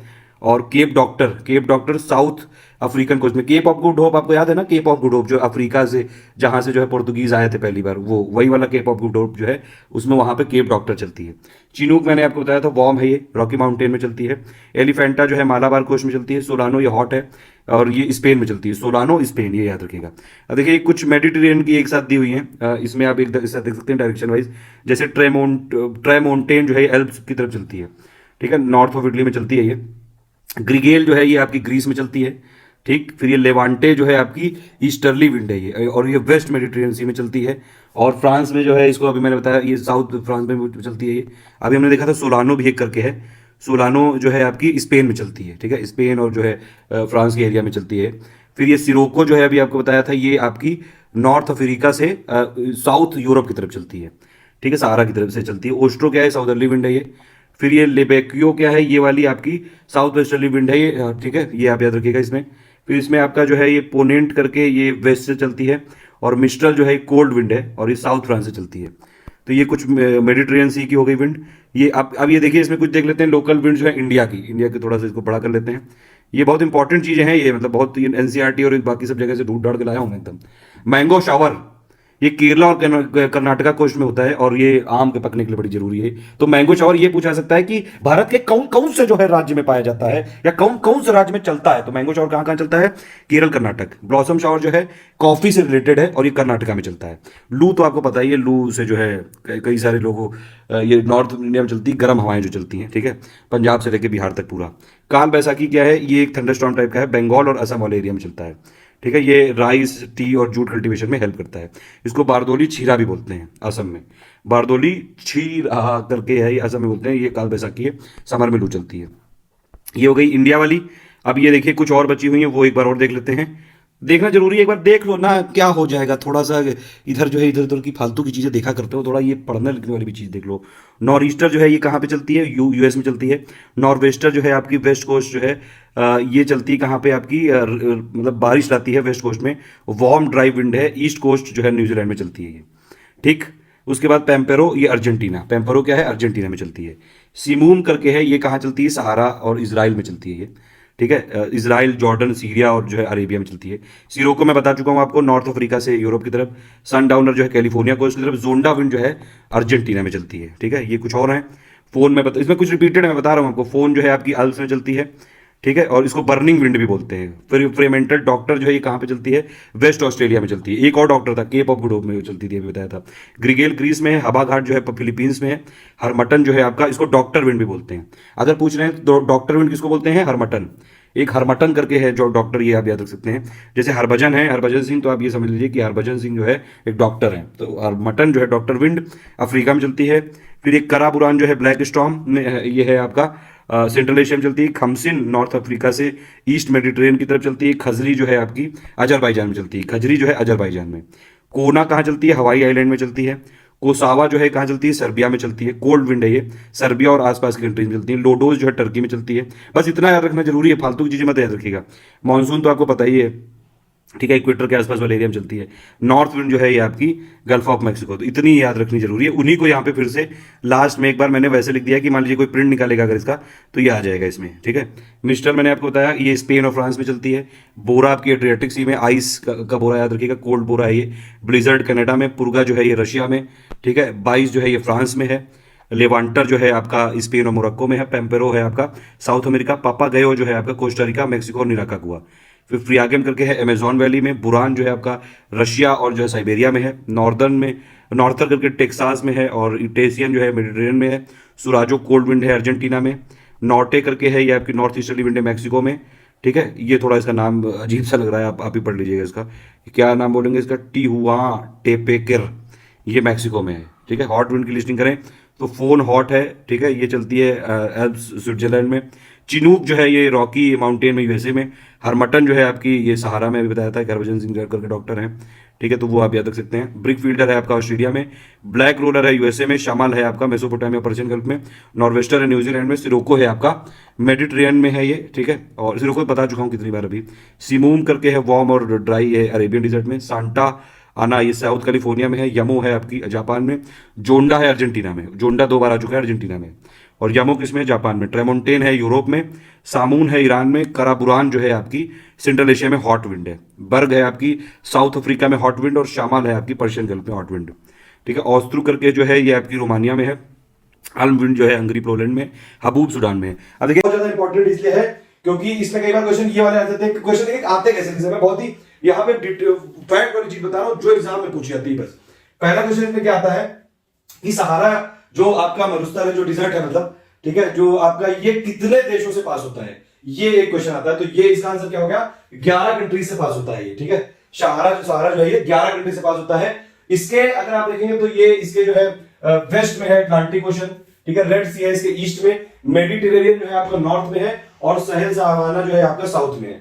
11 कंट्री कौन कौन सी है ये भी आप देख सकते हैं। अल्जीरिया, चाड, इजिप्ट, लीबिया, माली, मॉरिटानिया, मोरक्को, नाइगर, वेस्टर्न सहारा, सूडान और ट्यूनीशिया। ये 11 कंट्री है जहां से सहारा पास होता है। अब देखिए इसका अगर ट्रिक आप देखना चाहें तो इसकी 2 टाइप से ट्रिक बन सकती है। पहले ट्रिक देख लेते हैं, फिर मैप दिखाएंगे। मैप में सब किया हुआ है। एक तो ट्रिक ये हो सकती है कि अजमल मामा सूट पजामा, ठीक है, यानी कि आ से अल्जीरिया, चा से चाड, ठीक है। मल यानी कि आपका मिस्र हो गया। फिर ला से लीबिया हो गया। मामा यानी कि माली और मॉरिटानिया। और अजमल मामा सूट यानी कि सूडान और ये ट्यूनीशिया। और पजामा यानी कि पश्चिम सहारा और मोरक्को और नाइजर, ऐसे करके हो सकता है। या फिर एक दूसरी नॉर्मल सी ट्रिक बना सकते हैं आप, जो वर्ड से खेलने वाली मैं हमेशा बनाता हूं। उसमें आप क्या कर सकते हैं, जो 11 कंट्रीज है ना, इसका पहला वर्ड उठाइए और ये समझिए कि कोई एक ट्रिपल एम करके कंपनी है, ठीक है। ट्रिपल एम करके एक कंपनी है, ठीक है। और वो जब यहाँ पे लो कॉस्ट नेटवर्क दे रही है अपना टेलीकॉम का, तो वो क्योंकि अफ्रीका है तो वहां पे गर्मी ज्यादा है तो वेस्ट हो गया। इस हिसाब से देख सकते हैं। Triple M low cost network यहां पे देने आए अब सहारा में, तो वो वेस्ट हो गया, ठीक है। इस हिसाब से याद रख सकते हैं। तो ये वाले जो है ये पूरे के पूरे कंट्रीज के नाम है। ट्रिपल एम से क्या हो जाएगा आपका? एम से हो जाएगा आपका माली और मॉरिटानिया, ठीक है, मोरक्को। 3 तो ये हो गया एम, ठीक। फिर ये लो कॉस्ट नेटवर्क क्या हो जाएगा? लो से आपका लीबिया हो जाएगा। सी से चाड हो जाएगा और एन से नाइजर हो जाएगा। और फिर वेस्ट से क्या हो जाएगा? वेस्ट आपका हो गया वेस्टर्न सहारा, डब्ल्यू हो गया वेस्टर्न सहारा। ए से अल्जीरिया हो गया। एस से क्या हो गया आपका? एस से सूडान हो गया। टी से आपका ट्यूनीशिया हो गया। कहां गया? ट्यूनीशिया ये हो गया। और ई से इजिप्ट हो गया। तो या तो अब इससे याद रखते हैं। मुझे लगता है यही वाला ज्यादा इंपॉर्टेंट ट्रिक है। अभी भी जस्ट बनाइए, जस्ट अभी भी, बस भैया जी को बहनी जी को देख के ख्याल आया तो ये बना दी। ट्रिपल एम वाली कंपनी का लो कॉस्ट नेटवर्क अफ्रीका में जाएगा तो वेस्ट हो जाएगा। सिंपल बात ये है। ये 11 कंट्रीज है जिनसे सहारा पास होता है। अच्छा ये बताइए पूरी दुनिया का सबसे बड़ा डिजर्ट कौन सा है? क्या वो सहारा है? मैं क्या पूछ रहा हूँ, क्वेश्चन को ध्यान से देखिएगा। ऐसे क्वेश्चन कई बार जो है लगता है कि ये यही पूछ रहे हैं, लेकिन वो कंफ्यूजिंग होते हैं। मैंने आपसे पूछा कि पूरी अर्थ का सबसे बड़ा डिजर्ट कौन सा है, मरुस्थल कौन सा है, ये आपको बताना है। चलो आगे चलते हैं। इसमें ये हम लोग देख रहे हैं 11 कंट्री से पास हो रहा है, मैप से ही पूरा कुछ किया है। हॉर्न ऑफ अफ्रीका में आपको याद रखना है कि जो ये अब हॉर्न है, मतलब कि आपका एक तरह से सिंग बोल सकते हैं वो, और वो जो है उसमें आप सीड डाल रहे हो, दाने डाल रहे हो, सीड याद कर लो, इसमें और कुछ नहीं हो सकता है। ये सीड या डीस ऐसे कुछ करके कर सकते हो। 4 कंट्रीज हैं जो हॉर्न ऑफ अफ्रीका में है। वो कौन कौन सी है? वैसे 5 भी बोलते हैं कई बार इसको। एक है सूडान, ठीक है आपका, सॉरी सूडान नहीं है, ये ब्लू वाली है। एक है आपका ये सोमालिया, जिबूती, एरिट्रिया और इथियोपिया। अच्छा एक चीज और है कि यहाँ पे ना सोमालिया में एक इन्होंने अपना छोटा सा लैंड को अलग से कर दिया है, तो वो भी कहते हैं कि हॉर्न ऑफ अफ्रीका में। हालांकि 4 ही है ऑफिशियली, तो 4 कंट्रीज है जो हॉर्न ऑफ अफ्रीका में ईस्टर्न साइड अफ्रीका में लोकेटेड है। ये जरूर याद रखिएगा। ये क्वेश्चन कई बार आ चुका है, बहुत इंपॉर्टेंट सीरीज चला रहा हूं मैं। वैसे तो बहुत कुछ पढ़ने को है, लेकिन जो ये मेरी सीरीज है डे 1 डे 2 डे 3, तो ये इंटरकनेक्टेड फ्रेश वाटर का लार्जेस्ट बॉडी है। ये एक इंपॉर्टेंट बात है यहाँ पे, लार्जेस्ट ग्रुप है ये फ्रेश वाटर का, फ्रेश वाटर लेक्स का पूरे अर्थ में टोटल एरिया के हिसाब से और टोटल वॉल्यूम के हिसाब से सेकंड लार्जेस्ट है। 21% जो है वर्ल्ड का फ्रेश एरिया यहीं पे पाया जाता है। ये फ्रेश वाटर लेक जो है कनाडा और यूएस के बॉर्डर पे यहाँ पे लोकेटेड है, ठीक है। और ये अटलांटिक सी से किससे लोकेटेड है? सेंट लॉरेंस रिवर से। बस इतना ही इंपॉर्टेंट है यहाँ पे। अगर आप हाइड्रोलॉजी की बात करेंगे तो वैसे 4 लेक्स हैं, क्योंकि 2 जो लेक्स हैं आपकी, लेक मिशिगन और हुरॉन, ये स्टेट ऑफ मैकिनेक करके है, उससे जो है ज्वाइंट होती है। मतलब बहुत पार्शियल से जरा सा डिफरेंस है। तो वैसे हाइड्रोलॉजिकली 4 है, लेकिन मतलब बोलने को पॉलिटिकली 5 बोलते हैं। Lake superior second largest lake है वर्ल्ड की एरिया वाइज, ठीक है। और फ्रेश वाटर वाइज ये लार्जेस्ट लेक है पूरी दुनिया की। लेक मिशिगन इकलौती ऐसी लेक है जो कि इंटायरली किसी कंट्री में है। तो इसमें 5 में से एक जो है लेक मिशिगन, ये पूरी की पूरी यूएस में है, बाकी सब यूएस और आपकी कनाडा की बाउंड्री पे। अब देखिए ये वाला जो फैक्ट है मैंने खुद ढूंढ के लिखा है पूरा रिसर्च करके, ऐसा फैक्ट कोई नहीं लिखता है। एरिया वाइज अगर आपसे मान लीजिए अगर जो है एग्जामिनर का बहुत ज्यादा मूड खराब हो गया हो, घर से जो है पिटाई करो कि जो अपनी आ रहा हो, मतलब की पिटाई हो गई हो, और प्लस उन्होंने जो है ऐसा क्वेश्चन बना दिया है, तो एरिया वाइज आपका डिक्रीजिंग ये है। मतलब सबसे जो बड़ी लेक है वो लेक सुपीरियर है, फिर लेक हुरॉन है सेकंड लार्जेस्ट में, एरिया वाइज बता रहा हूं यहाँ पे। फिर आपकी मिशिगन है, फिर आपकी ये जो है ई नाम से क्या था, एरिक है ये, रुकिए एक मिनट खुद ही भूल गया मैं, ठीक है। ये वाली जो है, आप देखिए कोई कमेंट करेगा आपकी भी पिटाई भी लगता है, इरी, ठीक है। तो इरी है आपकी सेकंड ये आपकी 4th लार्जेस्ट है एरिया वाइज, और ओंटारियो जो है वो स्मॉलेस्ट लेक है इन 5 में से। वेस्ट टू ईस्ट की बात करेंगे तो सबसे देखिए जो वेस्ट में है सुपीरियर, मैप से देख लेते हैं इसको, मैप से ज्यादा आसानी दिखेगा, मैप इसको देख लेते हैं, बहुत जरूरी है इसका। भाई साहब कहां गया ये, जो है बदतमीजी कर देता है बार बार। हाँ ठीक है, ये है देखिए, अगर इसमें देखेंगे आप तो देखिए वेस्ट से ईस्ट की तरफ आपको दिख रही होगी सारी लेक, ठीक है। वेस्ट में आपकी कौन सी है? सुपीरियर है। ये यूएस और कनाडा दोनों के बीच में है, ठीक है। इधर कनाडा वाला पार्ट है, इधर यूएस वाला पार्ट है। फिर लेक जो मिशिगन है ये पूरी की पूरी यूएसए में है, ये जरूर है। लेक मिशिगन पूरी की पूरी यूएसए में है, और ये लार्जेस्ट लेक है किसी भी कंट्री में, मतलब जो है पूरी की पूरी एक साथ आने वाली, ठीक है। लेक हुरॉन ये भी दोनों कंट्री से बॉर्डर शेयर करती है। लेक ओंटारियो है, फिर और लेक इरी है। सबसे छोटी कौन सी है? ओंटारियो। सबसे बड़ी कौन सी है एरिया वाइज? सुपीरियर, देखिए दिख भी रहा है। सबसे वेस्ट में कौन सी है? सुपीरियर, ठीक है, सुपीरियर हो गई। फिर आपकी मिशिगन हो गई SM, ठीक है। फिर आपकी हुरॉन हो गई H, फिर आपकी इरी हो गई E, और फिर आपकी ओंटारियो हो गई। तो ओंटारियो सबसे ईस्ट में है और सबसे वेस्ट में है आपकी सुपीरियर। नॉर्थ में भी बात करें तो सबसे नॉर्थ में सुपीरियर है, और सबसे जो आपका साउथ में है वो मिशिगन है। देखिए यहां तक फैला हुआ है इसका एरिया। तो ये इतने फैक्ट है, बस इतने ज्यादा कोई नहीं आएगा। एरिया वाइज मैंने बताया सबसे बड़ी है सुपीरियर, सबसे छोटी ओंटारियो है, सबसे वेस्ट में सुपीरियर है, और सबसे जो है ईस्ट में ओंटारियो है। इससे ज्यादा फैक्ट नहीं आते हैं। SMHEO जरूर याद रखिएगा, 5 लेक्स को एक साथ याद रखने के लिए, ये याद रखना जरूरी है थोड़ा। नेक्स्ट इसमें चलते हैं। यहाँ पे अरल सी एक छूट गया था। अरल सी जो है 2 कंट्रीज के बीच में है, कजाकिस्तान और उज्बेकिस्तान के बीच में। अच्छा इसका 90% ज्यादा तो एरिया खत्म ही हो गया है ये पूरा, ये जूम करने से कोई फायदा नहीं है इतना। ये अरल वाला जो है ये पूरा, मतलब बता दूं, ये कजाकिस्तान इधर है और ये उज्बेकिस्तान है, इसी दोनों के बीच में है ये। और वैसे भी ये जो खत्म हो गया है, अगर मान लीजिए फिर भी गलती से पूछ रही है अरल सी कौन सी कंट्रीज के बीच में लोकेटेड है, तो कजाकिस्तान और उज्बेकिस्तान। सेंट्रल एशिया में कितनी कंट्रीज हैं? 5 कंट्रीज हैं। इन 5 के बीच में कच्चा चिट्टा खोल के रखता हूं अभी। Kazakhstan, Kyrgyzstan, Tajikistan, Turkmenistan, Uzbekistan में 5 कंट्रीज हैं जो कि सेंट्रल एशिया में काउंट की जाती है। आपसे पूछ सकते हैं मान लीजिए कि कौन सी कंट्री है ऐसी, 5-6 कंट्री के नाम देखिए कि जो सेंट्रल एशिया में है या नहीं है। देखिए ये मैप है सेंट्रल एशिया का, इससे आपको पूरा क्लियर हो जाएगा चीजें। 5 कंट्री कौन सी है ये? एक तो है कजाकिस्तान, ठीक है, कजाकिस्तान हो गया, तुर्कमेनिस्तान हो गया, उज्बेकिस्तान हो गया, किर्गिस्तान हो गया, तजिकिस्तान हो गया। ये 5 कंट्री है आपकी, टोटल मिला के ये आपकी 5 कंट्री है इसकी, ये मतलब सेंट्रल एशिया की। अब देखिए ये अरल सी दिख रहा है, तो अरल सी का कुछ पार्ट है कजाकिस्तान में, कुछ जो है उज्बेकिस्तान, तो 2 कंट्रीज के बीच में सराउंडिंग है ये। ये आप याद रख सकते हैं। कैस्पियन सी की मैंने ट्रिक बताई थी, डे वाला जो है आपका 3 वाले में, आपको जरूर याद होगी वाली, ठीक है। नेक्स्ट इसमें देखते हैं। अब देखिए सेंट्रल एशिया जो है, अगर आपको मान लीजिए उसका फिर मूड खराब हो गया, मार खा के आया भाई साहब, जो भी, प्लीज इसको मजाक में ही लीजिएगा, इसको प्लीज किसी भी तरह से सीरियस, वैधानिक चेतावनी है कि सीरियस होने की जरूरत नहीं है। कोई भी जो है टीचर बंधु सुन रहा हो तो प्लीज ऐसा गुस्सा मत हो जाना। नेक्स्ट इसमें ये है, सेंट्रल एशिया जो है एरिया वाइज अगर आप देखेंगे डिक्रीजिंग बताया मैंने। सबसे ज्यादा एरिया किसका, कजाकिस्तान का, फिर तुर्कमेनिस्तान का, फिर उज्बेकिस्तान का, फिर किर्गिस्तान का, फिर तजिकिस्तान। तो सबसे बड़ी सेंट्रल एशियन कंट्री कौन सी है, कजाकिस्तान। सबसे छोटी सेंट्रल एशियन कंट्री कौन सी है, तजिकिस्तान। अगर पॉपुलेशन वाइज बात करेंगे तो सबसे बड़ी जो है कंट्री उज्बेकिस्तान है, फिर कजाकिस्तान है, फिर किर्गिस्तान है, फिर तजिकिस्तान है, और सबसे लास्ट में तुर्कमेनिस्तान है। सबसे बड़ी एरिया वाइज कौन सी है, कजाकिस्तान। सबसे छोटी एरिया वाइज कौन सी है, तजिकिस्तान। सबसे बड़ी पॉपुलेशन वाइज उज्बेकिस्तान है, और सबसे छोटी पॉपुलेशन वाइज तुर्कमेनिस्तान है। ये सारे फैक्ट मैंने जो है खुद ही यहाँ पे निकाल के लाया हूँ कि अगर जो है बहुत ही ज्यादा यहाँ टिपिकल बनाने की कोशिश करें फिर भी हम लोग जीतेंगे जरूर। अच्छा, ये जो 2 क्वेश्चन है ये यूपीपीसीएस के बड़े फेवरेट हैं, इनको एक बार जरूर देख लीजिएगा। आप बताइए, आप ही लोग बताइए कौन है इसमें most polluted river of UP, जल्दी से बताइए। इसमें ये बड़ा डिस्प्यूटेड क्वेश्चन है ये। इसमें आप देखिए कई सारे लोग एकदम सख्त भाला वाला लेके एकदम आ जाएंगे कि नहीं यही वाली है, वही वाली है। बुद्धिस्ट काउंसिल है, वो 4 है।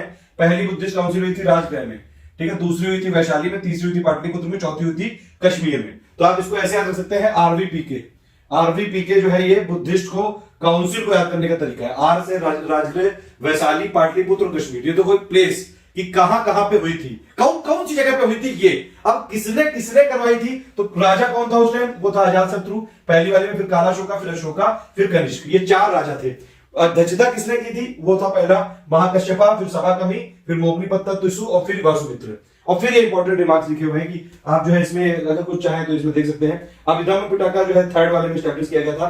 बुद्धिज्म 2 भागों में बढ़ गया था, महायान और हिनायान में, 4th वाली काउंसिल में। बुद्धिज्म और जैनिज्म का एक मैंने पूरा कंप्लीट वीडियो दे रखा है, उसमें जो है पूरे कॉन्सेप्ट देख सकते हैं। बाकी इसमें और एक चीज जो बची हुई है कि 1 और 2, 3, 4 में क्या क्या हुआ था। पहली वाली में जो सूत पिटाका, विनय पिटाका जो है आनंद और ओपुली ने यहाँ पे कंपाइलेशन दिया था पहले वाले में, ठीक है। फिर उसमें जो है यहाँ पे यही बाकी मैंने बता दिया आपको, ठीक है। इतना इंपॉर्टेंट नहीं है ये, ठीक है। बाकी और भी देखेंगे आने वाले वीडियो में, और भी कुछ फैक्ट देखेंगे। ये इंपॉर्टेंट लगा, मैं एक्चुअली कुछ टेस्ट सीरीज बना रहा था तो वहां से मैंने पिक ले ली। ये पिक टेलीग्राम में भी शेयर किया, आप देखिएगा। अब देखिए 3 पानीपत के युद्ध हुए हैं, ठीक है। 3 पानीपत के जो युद्ध हुए हैं उन तीनों को आपको फैक्ट आपको जरूर याद रखना चाहिए। एक उसका ट्रिक है बी हामा, उसमें आपको दोनों राजाओं के नाम याद रहेंगे। बी हामा से हो गया, बी से हो गया बाबर, आई से इब्राहिम लोदी, एच से हेमू, ए से अकबर, ए से अहमद शाह अब्दाली, सॉरी एम से मराठा और ए से अहमद शाह अब्दाली, ठीक है। 6 लोग यहाँ पे इन्वॉल्व थे, 3 पानीपत के युद्ध हुए थे। अब ये 6 के नाम लिख दिया, बाबर, इब्राहिम लोदी, हेमू अकबर, मराठा और अहमद शाह अब्दाली। अब इसमें ये समझिए कि जीता कौन था, हारा कौन था, किसने जो है किसको पछाड़ा, ये वाली चीजें आपको जरूर प्रीक याद होनी चाहिए, ठीक है। तो पहला वाला जो युद्ध था, अब देखिए इसमें मैंने ट्रिक ऐसे बनाई कि आप 1, 2, 3 में कर सकते हैं। BIHAMA है, ठीक है, मतलब कि ये हो गया पहला पानीपत का युद्ध BI के बीच में, ठीक है, बाबर और इब्राहिम लोदी के बीच में। जीता कौन था, बाबर, ठीक। दूसरा वाला HA यानी कि हेमू और अकबर, दूसरा जीता कौन था, अकबर, ठीक। तीसरा वाला कौन सा था आपका, मराठा और अहमद शाह अब्दाली, उसमें कौन जीता था, अहमद शाह अब्दाली, क्योंकि मराठाओं में जो है यूनिटी की कमी थी। ये वाली चीजें याद रख सकते हैं आप। तीनों के सन और जरूर याद रख सकते हैं। 1526 में पहला पानीपत का युद्ध हुआ बाबर और इब्राहिम लोदी के बीच में। कौन जीता था, बाबर। देखिए ये डायरेक्टली क्वेश्चन आते हैं, इसलिए मैंने बिल्कुल वैसे ही बता रहा हूं आपको, पूरी डिटेल नहीं बता रहा हूं। 1556 में अकबर और हेमू के बीच में हुआ, अकबर जीत गया। 1761 में अहमद शाह अब्दाली और आपका मराठाओं के बीच में हुआ, अहमद शाह अब्दाली जीत गया। उतनी ही चीज लिखी जितनी जरूरी है, ठीक है। आगे चलते हैं। ये देखिए ये मेरी पीसीएस की पूरी एनालिसिस है। मैं ऑलमोस्ट सारे जितने भी पीसीएस एग्जाम है सारे पेपर में देखता हूं, उस हिसाब से मैं बता रहा हूं कि कैसे कैसे जो ये सीरीज चला रहा हूं उसको प्लीज मत मिस करिएगा।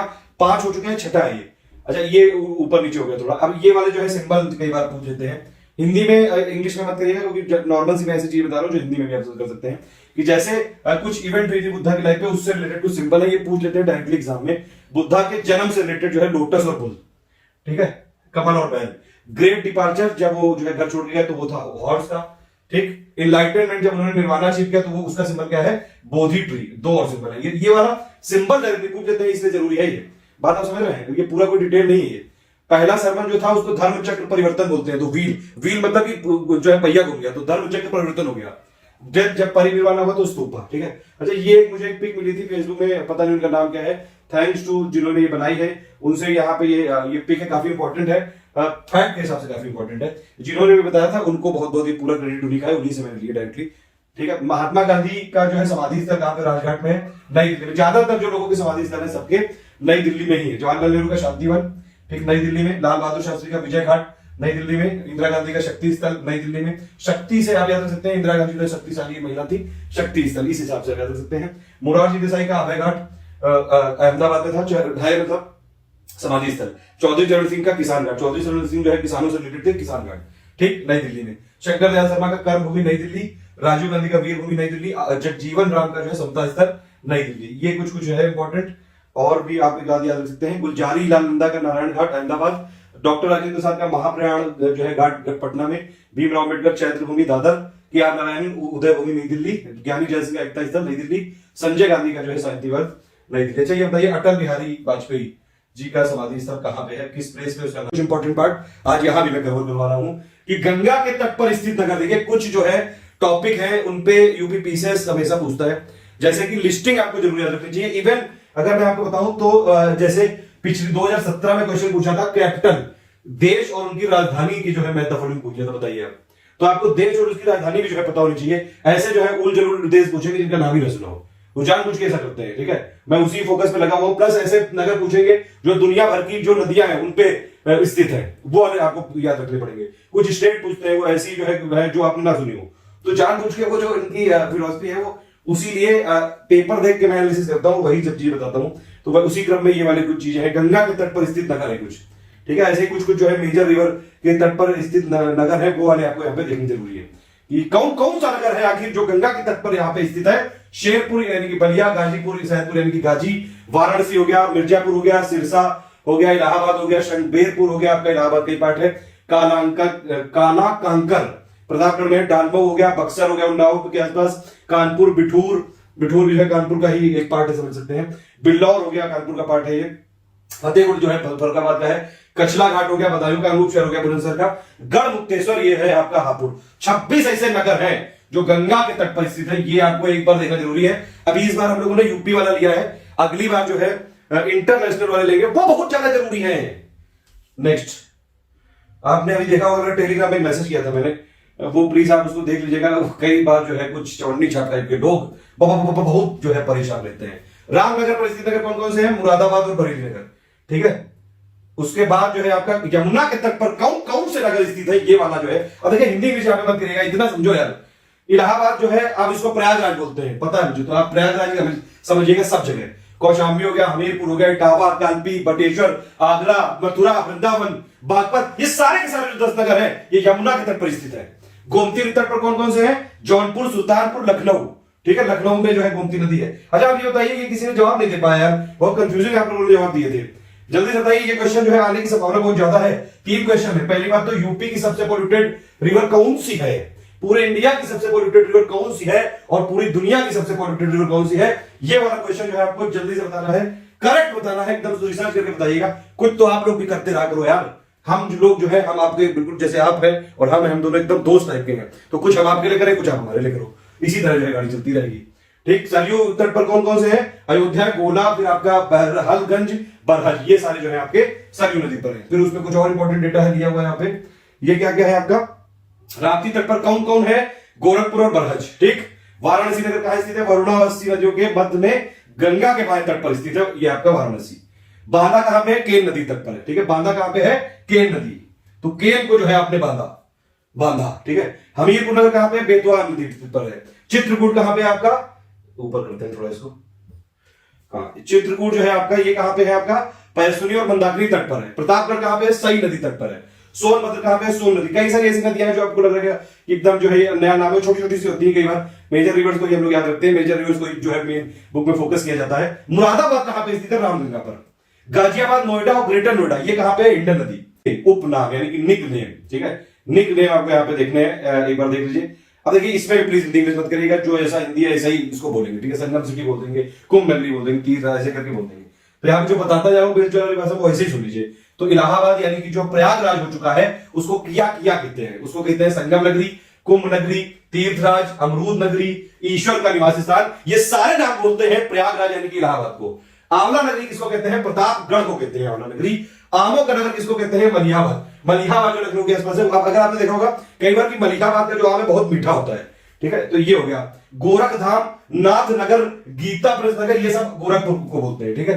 और ऊपर चलते हैं, बहुत डेटा दिया, ये बढ़िया इंपॉर्टेंट डेटा लेना पड़ता है यार, करना पड़ेगा यार, कोई का चारा नहीं है। नेक्स्ट है इसमें यहाँ पे चरम नगर हो गया, उद्योग नगर हो गया, पूर्वोत्तर भारत का मैनचेस्टर, ठीक है, मैनचेस्टर लिखा, मैनचेस्टर होगा, ये कानपुर को बोलते हैं। अच्छा ये बताइए मैनचेस्टर जो है वो पूरी दुनिया में काहे के लिए फेमस था अभी तक, और जो कई सारे सिटी को कि यहां का मैनचेस्टर वहां का मैनचेस्टर काहे के लिए फेमस था, कि वो छोटा दिल्ली उद्योग नगरी किसको बोलते हैं, गाजियाबाद को बोलते हैं। उत्तर प्रदेश का शो विंडो बोलते हैं नोएडा को, रामनगर राम जन्मभूमि रामचरितमानस जन्मभूमि, भू वैकुंठ अयोध्या को बोलते हैं। अयोध्या बहुत ज्यादा इस समय चर्चा में भी है, आपको पता है किस लिए।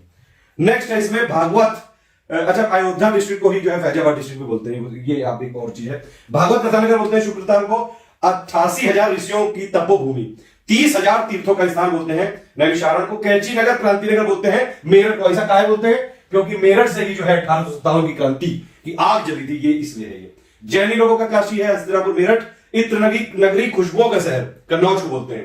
काशी की बहिन ये बोलते हैं किसको, गाजीपुर को, ठीक है। और ऊपर चलते हैं इसमें, और बहुत सारा चीजें देखेंगे आज हम लोग। धान का कटोरा युग किसको बोलते हैं, चंदौली।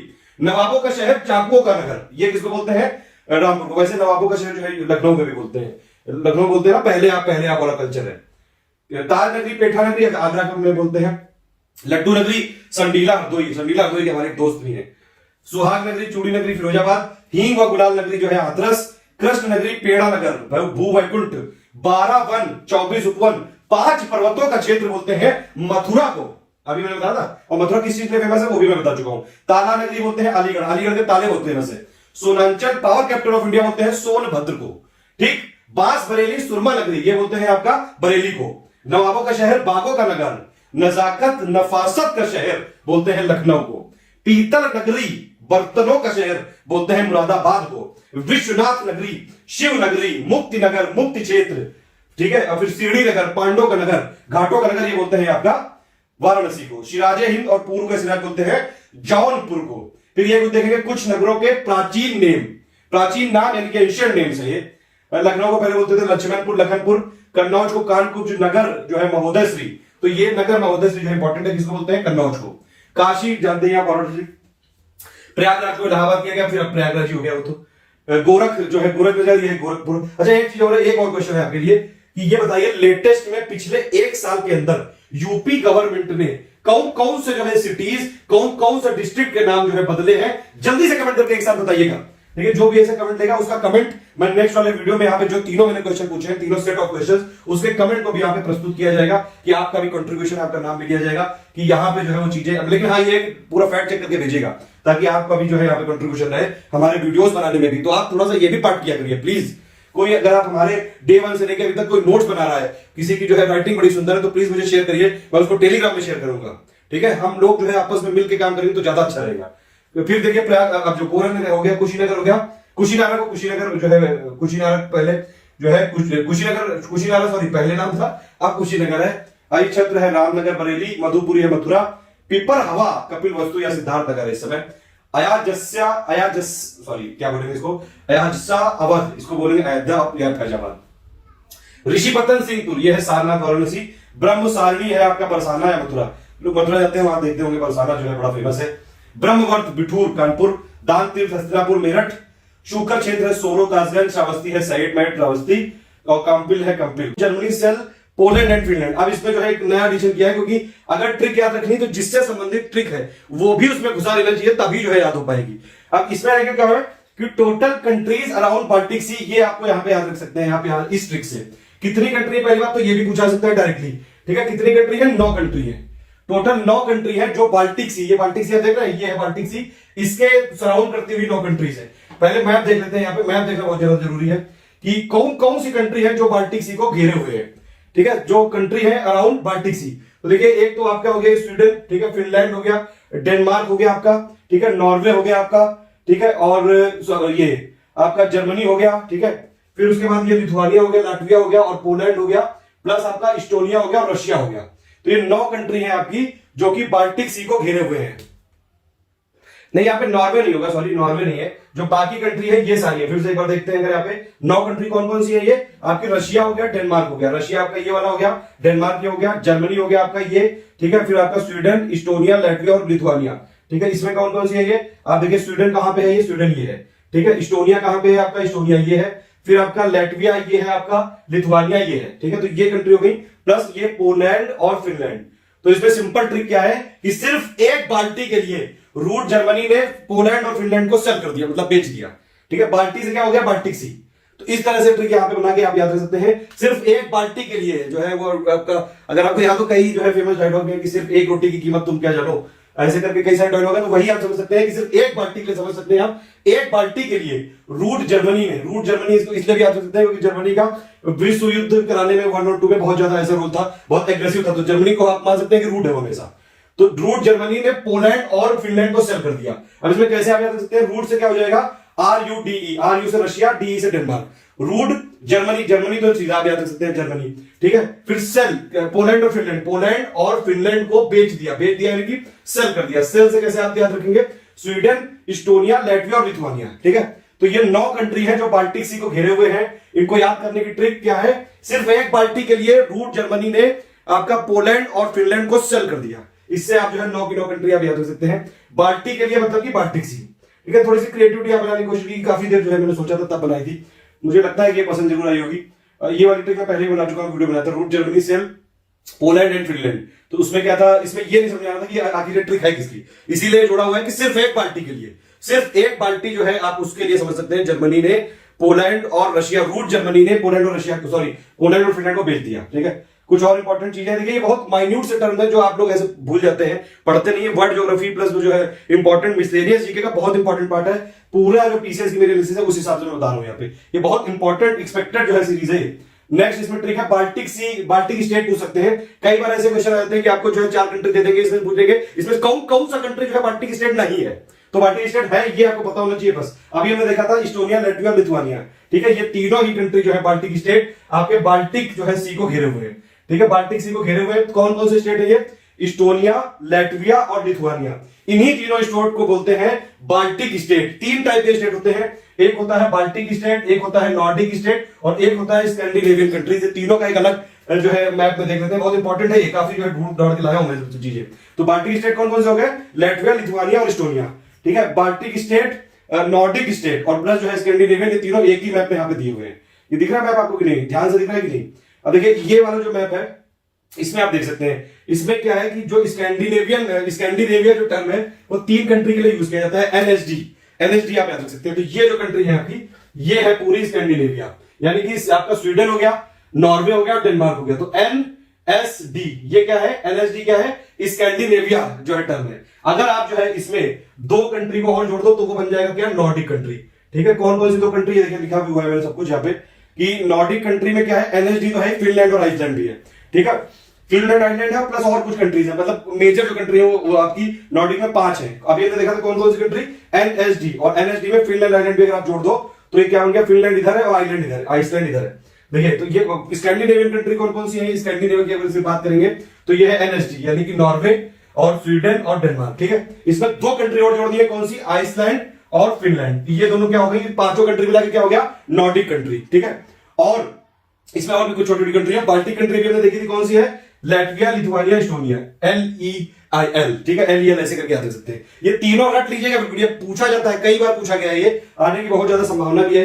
एक्चुअली इन कंट्रीज की खासियत है कि अगर आप देखेंगे तो जितने सारे इंडेक्स आते हैं ना उसमें हमेशा टॉप पे रहते हैं, क्योंकि यहाँ पे जो सरकारें हैं वो सोशल सेक्टर पे बहुत ज्यादा फोकस करती हैं, बहुत ही ज्यादा एक्सपेंडिचर करती हैं अपने ह्यूमन जो उनके रिसोर्सेज हैं, जो सिटीजन है उनके डेवलपमेंट पे, ठीक है। तो ये बहुत याद करना बहुत ज्यादा जरूरी है। फिर से एक बार समझ लीजिए कि इसमें क्या है आपका कि आपका ये जो स्कैंडिनेविया और नॉर्डिक कंट्री दोनों मिला के कौन सी हो गई, ये जो है आपकी ऐसे ऐसे जिसमें ये वाली लाइनिंग है, मतलब आप समझ सकते हैं एनएसडी वाला है, ये वाली स्कैंडिनेविया कंट्री हो गई।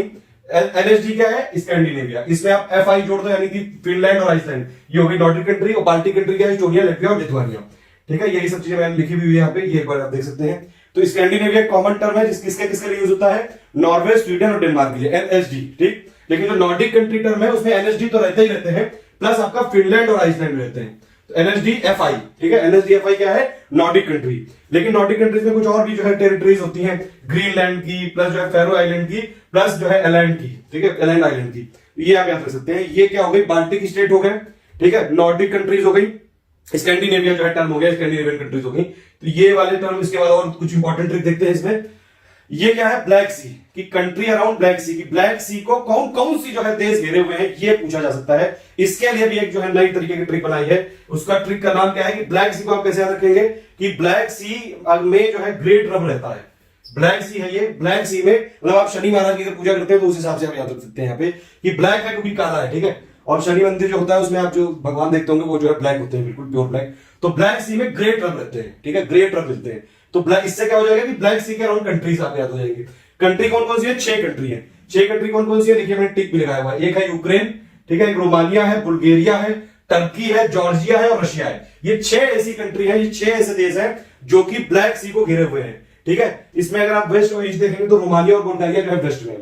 रोमानिया और बुल्गारिया जो है ब्लैक सी के वेस्ट में है, यानी कि पश्चिम में है, ठीक है। और यूक्रेन, रशिया और जॉर्जिया जो है नॉर्थ में है। तो यूक्रेन, रशिया और जॉर्जिया ये सब नॉर्थ में है, ठीक। और प्लस आपका टर्की जो है ईस्ट साउथ में है, तो टर्की साउथ में है।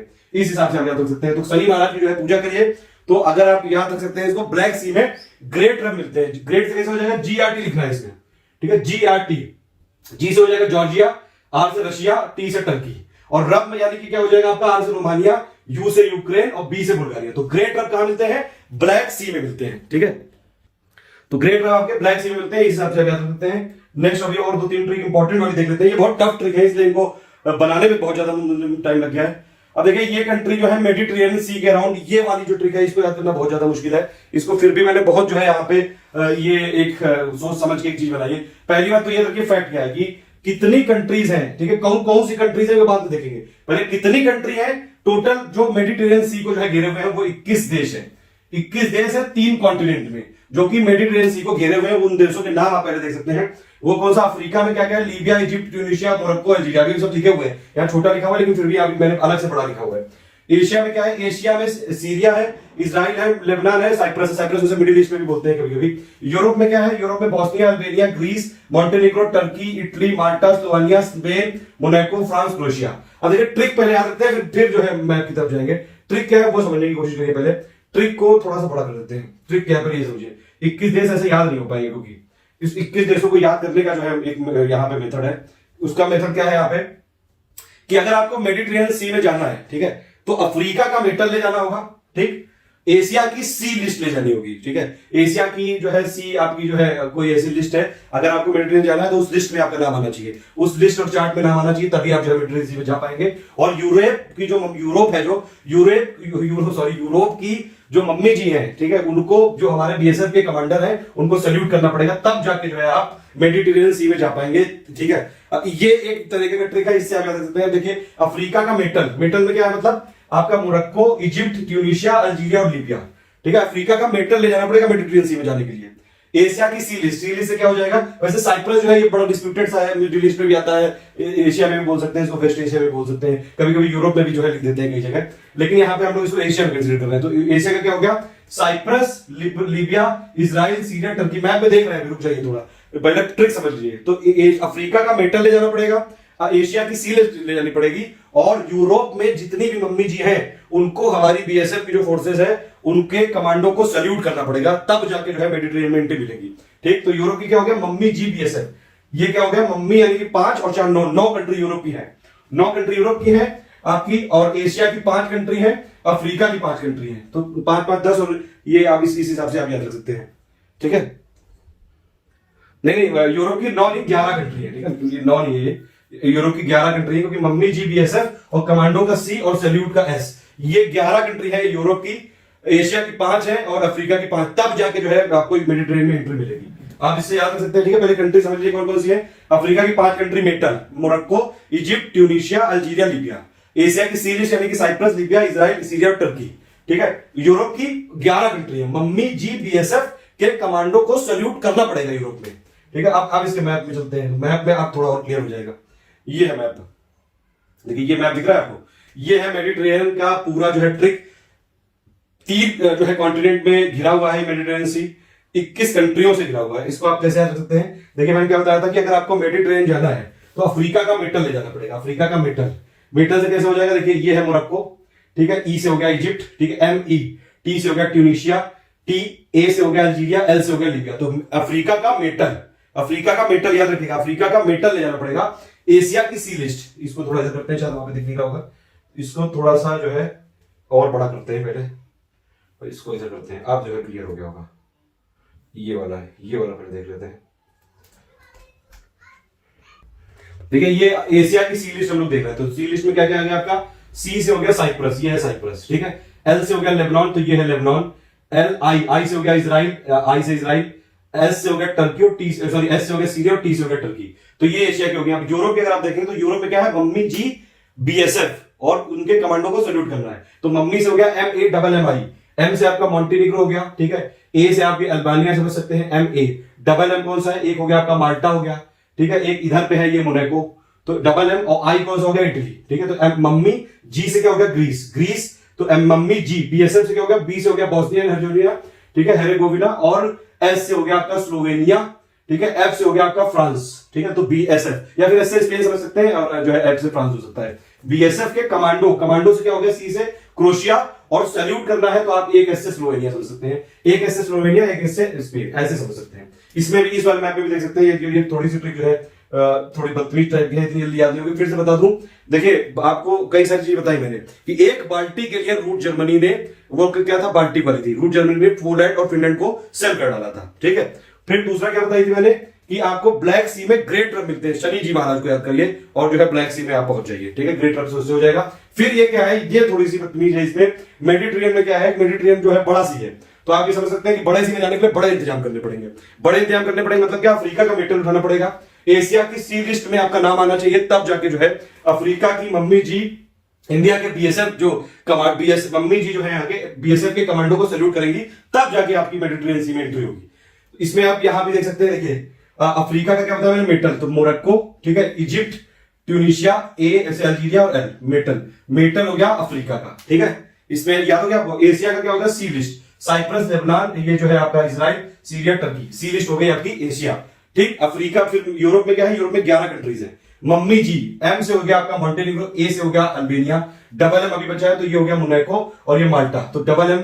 आई से हो गया इटली, मम्मी जी से हो गया ग्रीस, ठीक है, तो मम्मी जी को बीएसएफ, बी से हो गया बोस्निया हेर्जेगोविना, एस से हो गया आपका जो है स्पेन, एफ से हो गया फ्रांस, तो बीएसएफ के कमांडो से हो गया आपका क्रोशिया, सैल्यूट करना पड़ेगा, एस से हो गया स्लोवेनिया। इस हिसाब से आप याद रख सकते हैं। बड़ी जो है ये कठिन ट्रिक थी, और इसमें काफी ज्यादा दिमाग लगाना पड़ा, मतलब ट्रिक कैसा नहीं है, थोड़ी सी ये अब मैं ऐसी ट्रिक बना रहा हूँ, मतलब अगर आपको कोई ट्रिक हो तो उससे रिलेटेड भी तो होगी, किसके लिए ट्रिक याद है। कई बार जो है ट्रिक जो याद रह जाती है, लेकिन ये नहीं पता चल पाता है कि आखिर ये किस चीज के लिए ट्रिक थी, इसलिए ऐसी ट्रिक बनाई। ये आपके क्वेश्चन है, अगर आप चाहें तो इसको अटेम्प्ट कर सकते हैं कि इसमें से कौन सा जो देश है साउथ ईस्ट वेस्ट एशिया का, जिसका की जो है बॉर्डर मेडिटेरियन सी के जो है साझा नहीं करता है सीमा, बताइए इनमें से कौन सा होगा, ABCD, जल्दी से बताइए कमेंट करके। फिर ये नेक्स्ट है, इसमें लास्ट सेकंड लास्ट है आज की ट्रिक कि कंट्रीज अराउंड इक्वेटर, कि कौन सी कंट्री है जो कि इक्वेटर पे लाई करती है, ये आपको बताना है। एक और चीज बतानी है, क्वेश्चन है कि कौन सा ऐसा कॉन्टिनेंट है जो ट्रॉपिक ऑफ कैंसर, इक्वेटर और ट्रॉपिक ऑफ कैप्रिकॉर्न तीनों से पास होता है। बहुत ही सिंपल क्वेश्चन है इसका। प्लस एक और एक क्वेश्चन बताना है आपको कि कौन सी ऐसी नदी है जो इक्वेटर को 2 बार कट करती है, ठीक है। ये 2 क्वेश्चन आपको बताने हैं। उसके बाद देखिए ये क्या ट्रिक है, ये आपकी यूरोप, ये इक्वेटर की ट्रिक है। आप देखिए इक्वेटर का मतलब क्या होता है, ये समझिए। इक्वेटर का मतलब है कि इक्विटी, इसको ऐसे जोड़ेंगे ट्रिक से। इक्वेटर मतलब जो है पृथ्वी जहां पे आधी जो है बट रही है, तो आधी का मतलब क्या है कि पृथ्वी की जो इक्वेटर लाइन है वो चाहती है कि इक्विटी रहे सब में, इक्विटी इक्वालिटी रहे, मतलब ठीक है, नॉर्थ और साउथ में इक्वालिटी रहे। इसीलिए इक्वेटर जो है कभी भी किसी से पक्षपात नहीं करता है, इसको आपको याद रखना है। तो वही चीज यहां पे यूज करेंगे कि आपको अगर पूरी दुनिया में जो है इक्वालिटी लानी है, ठीक है, या फिर जो है आपको एक तरह से समझ सकते हैं कि अफ्रीका में इक्वालिटी लानी है, तो क्या करना होगा आपको, वो यहां पे देखिए। ये जो है ट्रिक पहले समझती है। ट्रिक क्या है इसमें कि एशिया की एक किम है, कोई किम शर्मा जैसे एक ट्रफी, उनका नाम आप याद रखते हैं कि वो एशिया की किम शर्मा है, ठीक है। और साउथ अमेरिका की एक ECB कंपनी, उनसे उन्होंने कॉन्ट्रैक्ट किया, और अफ्रीका के जो SDG है, SDG मतलब सस्टेनेबल डेवलपमेंट गोल, अफ्रीका सबसे गरीब कॉन्टिनेंट है, सबको पता है। अगर आप जो है इसको ध्यान से जो करना है तो उसके लिए सख्त करना पड़ेगा। जितने भी 17 के 17 सस्टेनेबल डेवलपमेंट गोल के टारगेट है वो आपको सख्त करके अचीव करने पड़ेंगे, तभी पूरी दुनिया में इक्वालिटी आ पाएगी। ये है पूरी ट्रिक, ठीक है। तो इसको आप याद कैसे करेंगे वो आप देख सकते हैं। ये मैंने बताया जैसे कि एशिया की किम से क्या हो जाएगा आपका, ये मालदीव, इंडोनेशिया और किरिबाती, ये यहाँ पे है, ठीक है। इधर किरिबाती है, इधर इंडोनेशिया है, मालदीव। तो एशिया की किम शर्मा, ठीक है। एशिया वैसे भी इंडिया में जो है, इंडिया भी एशिया में आता है, उस हिसाब से याद रख सकते हैं। एशिया की किम शर्मा जो है, किम शर्मा, और साउथ अमेरिका की उन्होंने जो है ईसीबी करके कंपनी, या फिर ईसीबी को वैसे भी याद रखते हैं जो यूरोपियन की बैंक है, तो उन्होंने ईसीबी के साथ कॉन्ट्रैक्ट किया है, साउथ अमेरिका की है ये आप याद रखिएगा कि एशिया की किम शर्मा ने साउथ अमेरिका की ईसीबी कंपनी के साथ कॉन्ट्रैक्ट किया है, और जो है अफ्रीका के जो सस्टेनेबल डेवलपमेंट गोल है उनको सख्त करा है, तभी पूरी दुनिया में इक्वलिटी आ पाएगी। ये एक इंपॉर्टेंट चीज है। एशिया में क्या किम यानी कि किरिबाटी आपका इंडोनेशिया और मालदीव, ठीक है। साउथ अमेरिका का ईसीबी यानी कि इक्वाडोर, कोलंबिया, ब्राजील, ठीक है, ईसीबी हो गया। तो अफ्रीका के एसडीजी को सख्त करना पड़ेगा, मतलब एसडीजी पूरी तरह से इंप्लीमेंट करने पड़ेगे, एकदम जो है चबा जाओ, चूस जाओ, तब जाके जो है अफ्रीका में और पूरी दुनिया में इक्वलिटी आ पाएगी। तो एसडीजी से क्या हो जाएगा, एस से हो जाएगा south Tomo and Principe, D से हो जाएगा डेमोक्रेटिक रिपब्लिक ऑफ कॉन्गो, जी से हो जाएगा गोबॉन। तो एसडीजी हो गया। फिर जो है सख्त करना पड़ेगा, एस से हो गया सोमालिया, यू से युगांडा, सी से कॉन्गो, के से केनिया। तो ये 13 कंट्री है, 3 कॉन्टिनेंट में जो है इक्वेटर पास होती है, ये आपको यहाँ पे याद रखनी है।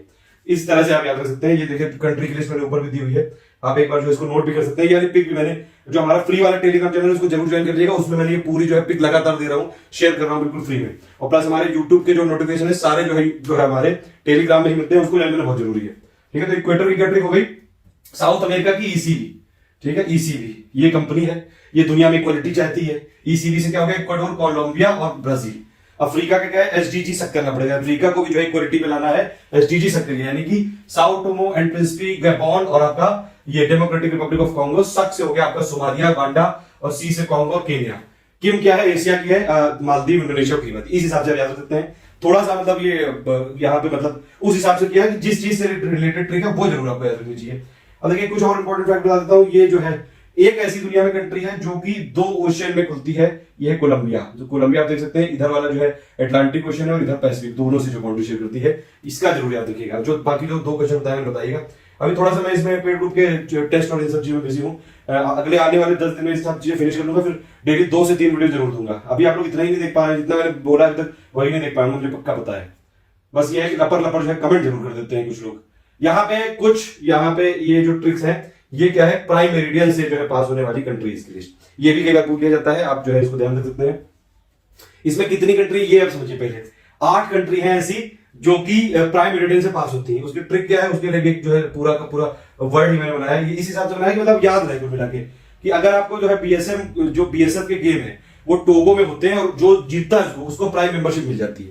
सिंपल बात है, जैसे अमेजॉन प्राइम चल रहा है ना, तो अगर आपको जो है उसकी या फिर जो है अफ्रीका की कहीं की भी जो है प्राइम मेंबरशिप चाहिए, तो बीएसएफ के गेम जो टोगो में होते हैं उसमें आपको जो है पार्टिसिपेट करना पड़ेगा, तब जाके आपको प्राइम मेंबरशिप मिलेगी। प्राइम मेंबरशिप से आप कैसे मतलब हो गया कि जो प्राइम मेरिडियन से कंट्री पास हो रही है। बीएसएफ से क्या हो गया आपका, बुर्किना फासो, स्पेन और फ्रांस। ये कहां पे है, ये देखिए बुर्किना फासो, ये है आपका स्पेन और फ्रांस। ये सारी जो है कंट्रीज प्राइम मेरिडियन से बाउंड्री शेयर कर रही है। गेम क्या हो जाएगा, जी से हो जाएगा घाना, ए से अल्जीरिया, एम से माली और ई से इंग्लैंड। तो जी आपका घाना, ए से अल्जीरिया, एम से माली और यूके मतलब आप इंग्लैंड बोल सकते हैं उसको, ठीक। और टोगो आपका टोगो कंट्री हो गया। तो ये कौन सी, ये 8 कंट्री है जो कि प्राइम मेरिडियन से पास होती है। अभिजीत सेन जो कमेटी है वो किस चीज के लिए है, वो फूड पॉलिसी को लॉन्ग टर्म में जो है फॉर्मुलेशन के लिए थी ये कमेटी। तो ये एक चीज बस याद रखिएगा, अभिजीत सेन का मतलब क्या है, ये फूड पॉलिसी के लिए थी। आबिद हुसैन कमेटी किस चीज से रिलेटेड थी, स्मॉल स्केल इंडस्ट्री और ट्रेड पॉलिसी में रिफॉर्म के लिए। चक्रवर्ती कमेटी बनाई गई थी 1985 में मॉनिटरी पॉलिसी के लिए। ये थोड़ी मतलब ये पुरानी कमेटी है, लेकिन यूपी पीसीएस की आदत है कि कुछ पुरानी कमेटी भी पूछ लेता है, इसीलिए पुरानी नई सब हमने इसमें पूरी कमेटी की पूरी लिस्टिंग कर ली है, ठीक है। फिर ये आपकी जीवी रामकृष्णा कमेटी है, डिसइन्वेस्टमेंट के लिए थी। ये जे ईरानी कमेटी थी, कंपनी लॉ के लिए थी, ठीक है। केलकर कमेटी 2015 में थी, पीपीपी को कैसे जो है इंडिया में लाना है उसके लिए क्या असेसमेंट होगा, टैक्स स्ट्रक्चर रिफॉर्म के लिए कमेटी थी केलकर कमेटी। फिर राजा चलैया कमेटी, ये किस चीज के लिए थी, टैक्स रिफॉर्म के लिए थी, ठीक है। टैक्स रिफॉर्म के लिए थी राजा चलैया। खुसरो कमेटी थी एग्रीकल्चर क्रेडिट सिस्टम के लिए। सिर्फ आपको ये याद रखना है किससे रिलेटेड थी, ठीक है। सरकारिया कमीशन, पूछी कमीशन, ये सब हमेशा बार बार पूछते हैं। तो सरकारिया कमीशन किस चीज के लिए थी कि सेंट्रल और जो है स्टेट मतलब केंद्र और राज्य सरकारों के बीच में कैसे रिलेशनशिप होगी, क्या पावर बैलेंस होगा, ये सब चीजों में। मेलागम कमेटी थी माइक्रो फाइनेंस के लिए, ठीक है। नरसिम्हन कमेटी थी बैंकिंग रिफॉर्म्स के लिए, बहुत ज्यादा इंपॉर्टेंट है, ये बार बार पूछते हैं। नरसिम्हन की 2 बार कमेटी बनाई गई थी इसमें, ठीक है। मैकेंजी रिपोर्ट किस चीज के लिए थी कि कैसे 7 जो एसोसिएटेड बैंक है स्टेट बैंक की, उनको कैसे मर्ज कर दिया जाएगा, वो मर्ज कर भी दिया गया था फाइनली। सुरेश तेंदुलकर की जो कमेटी थी पावर्टी से रिलेटेड थी, ठीक है, तो ये पावर्टी वाली जो है कमेटी आपको याद होनी चाहिए। तेंदुलकर कमेटी मतलब पावर्टी, ठीक है। इसी में अगर आप देखेंगे तो पावर्टी की डिफिनेशन आज भी जो है इसकी लिस्टिंग्स है नीति आयोग की साइट पे दी हुई है। तारापुर कमेटी किस चीज के लिए थी कि कैपिटल अकाउंट कन्वर्टिबिलिटी इंडिया में हो सकती है कि नहीं हो सकती है। ए घोष कमेटी किसके थी कि जो मैल प्रैक्टिसेस होती हैं बैंक में उनसे रिलेटेड थी। वाईबी रेड्डी कमेटी किसके लिए थी, इनकम टैक्स जो रिबेट्स है उनके असेसमेंट के लिए। भगवती कमेटी किसके लिए थी, अनएम्प्लॉयमेंट और पब्लिक वेलफेयर के लिए। सी राव कमेटी किसके लिए थी, एग्रीकल्चर पॉलिसी के लिए। धारिया कमेटी थी पब्लिक डिस्ट्रीब्यूशन सिस्टम के लिए, ठीक है। रंगाराजन कमेटी किस चीज के लिए थी, जो बैंकिंग इंडस्ट्री से रिलेटेड, पब्लिक जो सेक्टर डिसइन्वेस्टमेंट से रिलेटेड है, बैंकिंग का कंप्यूटराइजेशन से रिलेटेड। रंगाराजन कमेटी तो कई बार जो है पूछी भी गई है। लोधा कमेटी किस चीज के लिए थी, क्रिकेट के रिफॉर्म्स के लिए, ठीक है। Lodha committee cricket reforms, BCCI वाला जो आपने देखा होगा कई सारा जो है इसमें बहुत डिबेट बहुत दिनों तक चली थी 2017-18 में। रघुनाथ आनंद माशलेकर कमेटी किस चीज के लिए थी कि क्या क्या बेस्ट टेक्नोलॉजी आप स्वच्छ भारत अभियान के लिए जो है यूज कर सकते हैं, उसको सजेशन करने के लिए। केवी कामत पटेल कमेटी पैनल जो था ये आपका एमएसएमई सेक्टर को एग्जामिन करने के लिए था। विवेक देबरॉय बहुत ज्यादा इंपॉर्टेंट है। विवेक देबरॉय कमेटी किस चीज की थी कि रेलवे में रीस्ट्रक्चरिंग कैसे करेंगे। बस इतना भी अगर आपको याद रह गया ना कि देबरॉय मतलब रेलवे, इतना ही याद रखना है बस कि आपको वहां पे पहचानना है, कुछ लिखना नहीं है अभी प्री में इसके बारे में। हम लोग सिर्फ प्री के लिए यहाँ पे तैयारी कर रहे हैं। फिर ये जो बीएम शाह कमेटी थी वो ब्लैक मनी के लिए रिलेटेड थी, ठीक है। एसी शाह कमेटी किस चीज के लिए थी, ये non banking financial company NBFC के लिए। अजीत कुमार कमेटी थी आर्मी के पे स्केल से रिलेटेड, ठीक है। अथरिया कमेटी थी रिस्ट्रक्चरिंग कैसे की जाए आईडीबीआई के लिए, ठीक है। भूरेलाल कमेटी थी मोटर व्हीकल टैक्स कैसे बढ़ाएंगे। बिमल जालान कमेटी बहुत ज्यादा इंपॉर्टेंट है, ये जो है काफी इंपॉर्टेंट है, कैसे जो है आपका जो कैपिटल मार्केट इंफ्रास्ट्रक्चर इंस्टीट्यूशंस का उसको कैसे जो है वर्किंग करनी है उसके लिए कमेटी थी। चंद्रशेखर कमेटी थी वेंचर कैपिटल के लिए। दावे कमेटी थी कि कैसे अनऑर्गेनाइज सेक्टर में पेंशन स्कीम लाएंगे। दीपक पारिक कमेटी ये किस चीज के लिए थी कि कैसे जो पीपीपी मॉडल है उसके थ्रू कैसे फाइनेंस में इंफ्रास्ट्रक्चर में फाइनेंसिंग करेंगे। हनुमंत राव कमेटी थी फर्टिलाइजर से रिलेटेड। बस कमेटी और उसका रिलेशन याद रखना है, बाकी इधर उधर की चीजें नहीं याद रखनी है, ठीक है। जानकी राम कमेटी किस चीज के लिए थी, सिक्योरिटी ट्रांजैक्शन के लिए। कस्तूरी रंगन कमेटी ये किस चीज के लिए थी आपकी नेशनल एजुकेशन पॉलिसी के ड्राफ्ट से रिलेटेड। कस्तूरी रंगन ये बहुत इंपॉर्टेंट है क्योंकि नेशनल पॉलिसी जो एजुकेशन पॉलिसी का ड्राफ्ट आया भी था अभी, ठीक है, ये इसलिए याद रखनी जरूरी है। कोठारी कमीशन किस चीज के लिए थी कि जितने भी जो एस्पेक्ट है एजुकेशन से रिलेटेड उनको सबको जो है एग्जामिन करने के लिए। कुमार मंगलम जो है बिरला रिपोर्ट किससे रिलेटेड थी, कॉर्पोरेट गवर्नेंस से। एनएन वोरा कमेटी किससे रिलेटेड थी कि आपका पॉलिटिशियंस और क्रिमिनल्स का क्या नेक्सस है उनसे रिलेटेड। राधाकृष्णन कमेटी थी आपकी यूजीसी के एस्टेब्लिशमेंट के लिए। के संथनम कमेटी थी सीबीआई से रिलेटेड, ठीक है। शिवारामन कमेटी किस चीज के लिए थी, नाबार्ड के एस्टेब्लिशमेंट से रिलेटेड। स्वामीनाथन कमेटी थी कि क्या क्या जो है प्रॉब्लम्स जो है फार्मर्स को होती है। स्वामीनाथन वैसे भी आप जानते हैं, एम एस स्वामीनाथन को जो है इंडिया में ग्रीन जो रिवॉल्यूशन है उसका पिता बोलते हैं, फादर ऑफ ग्रीन रेवोल्यूशन जो है। बलवंत राय मेहता कमेटी किस चीज के लिए थी, पंचायती राज। ये वाली कमेटी तो बिल्कुल याद रखिएगा, पंचायती राज इंस्टीट्यूशन से रिलेटेड जो है मोस्ट इंपॉर्टेंट कमेटी है, सबसे पहले फॉर्म की गई थी। इसके लिए मैंने पंचायती राज इंस्टीट्यूशन का प्लस जो है आपका 73rd और 74th अमेंडमेंट का पूरा जो लक्ष्मीकांत पॉलिटी का वीडियो डाल रखा है आपको, वो आप देख सकते हैं। ए माथुर जो कमीशन था 7 पे कमीशन के लिए था ये। वागुल कमेटी थी मनी मार्केट इंडिया में कैसी है। वासुदेव कमेटी थी एनबीएफसी में कैसे रिफॉर्म लाया जा सकता है। वाईबी रेड्डी जो कमेटी थी इनकम टैक्स रिबेट्स के लिए है ये। अरुणा सुंदराजन कमेटी थी टेलीकॉम सेक्टर के रिवाइवल के लिए। राजीव कुमार कमेटी थी कि कैसे, राजीव कुमार कमेटी किस चीज के लिए थी कि ऑयल ओआईएल जो कंपनी है और ओएनजीसी के फील्ड कैसे प्राइवेट कंपनीज को बेचे जाएंगे। सुशील मोदी कमेटी थी जीएसटी रेवेन्यू जो आपका शॉर्टफॉल हो सकता था जब जीएसटी लागू करने जा रहे थे, वो स्टेट का जो शॉर्टफॉल हो सकता था, मतलब जैसे उनको जीएसटी लागू करना था तो उनके कुछ टैक्सेस कम हो सकते थे, उसको जो है रिव्यू करने के लिए थी सुशील मोदी। लोकपाल सर्च कमेटी रंजना देसाई थी इसमें, और वही जो है लोकपाल के नाम के लिए इतना इंपॉर्टेंट नहीं है, अब तो लोकपाल आ भी चुके हैं। इंजेती श्रीनिवास कमेटी किससे रिलेटेड है, सीएसआर से रिलेटेड, कॉर्पोरेट सोशल रिस्पॉन्सिबिलिटी से रिलेटेड है। पूंछी कमीशन किससे रिलेटेड है आपका, सेंटर स्टेट रिलेशन से रिलेटेड है। ये देखिए याद करनी बस एक बार आप देख लीजिए कि मतलब किससे रिलेटेड है, बस थोड़ा सा आपके दिमाग में रहना चाहिए बस, ठीक है। इसकी पीडीएफ आपको मिल जाएगी, यहाँ पे देख लीजिए। देखिए ये हमारा फ्री टेलीग्राम ग्रुप है, आप इसको जरूर ज्वाइन कर लीजिएगा। इसमें ये वाली पीडीएफ मैं फ्री कर दे रहा हूँ, ठीक है। इसको क्योंकि एक बार पढ़ना जरूरी, बहुत ज्यादा जरूरी है। ये मैंने आपको बताया था कुछ टॉपिक जो यूपी पीसीएस बार बार पूछता ही रहता है, लिस्टिंग्स बहुत ज्यादा जरूरी है। अभी कॉन्सेप्ट की इतनी जरूरत नहीं है, अभी आपको फैक्ट्स पता होने चाहिए, किस चीज से रिलेटेड है वो पता होना चाहिए और पहचानना आना चाहिए। प्री में बस आपको पहचानने हैं ऑप्शंस, 4 ऑप्शंस आपके सामने ऑलरेडी है, उनमें से बस सही वाला पहचानना है। अब देखिए ये कुछ कमेटी हैं जो ब्रिटिश के टाइम पे पाई गई थी, ठीक है। ये कौन कौन सी कमेटी हैं जो ब्रिटिश के टाइम पे पाई गई थी, वो आपकी कुछ देख लेते हैं, बहुत ज्यादा इंपॉर्टेंट है ये एक्चुअली, ठीक है। देखिए इसमें एक चीज और है, मैंने आपको जैसे बताया था कि क्रोनोलॉजी आपको हिस्ट्री की पता होनी चाहिए। एक थोड़ा सा छोटा सा एक ट्रिक बताता हूं आपको क्रोनोलॉजी देखने का। जैसे अगर आप स्पेक्ट्रम की बुक उठाएंगे, बुक आपके पास जरूर होगी और वो लेनी भी चाहिए बुक, मोस्ट इंपॉर्टेंट बुक है वो। उसमें आप जब चैप्टर देखेंगे ना, 1 से लेके जितने लास्ट तक 38 तक जो दिए हुए हैं, उसमें आप देखिएगा कि जैसे जैसे जो इवेंट चैप्टर में लिखी हुई है वही उसकी क्रोनोलॉजी एक्चुअली। जैसे अगर आप इसमें चैप्टर उठा के देखें, इस स्पेक्ट्रम की बुक में डेवलपमेंट ऑफ एजुकेशन, ठीक है, तो उसमें पूरा बताया हुआ है कि कैसे कैसे हुआ। पहले क्या आया था आपका, लॉर्ड मैकेले का मिनट आया था इसी एजुकेशन से रिलेटेड 1835 में, ठीक है। फिर आया वुड्स डिस्पैच जो कि बहुत ज्यादा इंपॉर्टेंट है, कब आया, 1854 में। तो क्रोनोलॉजी आपको यहीं से दिख जाएगी, ठीक है। फिर आया आपका Hunter commission.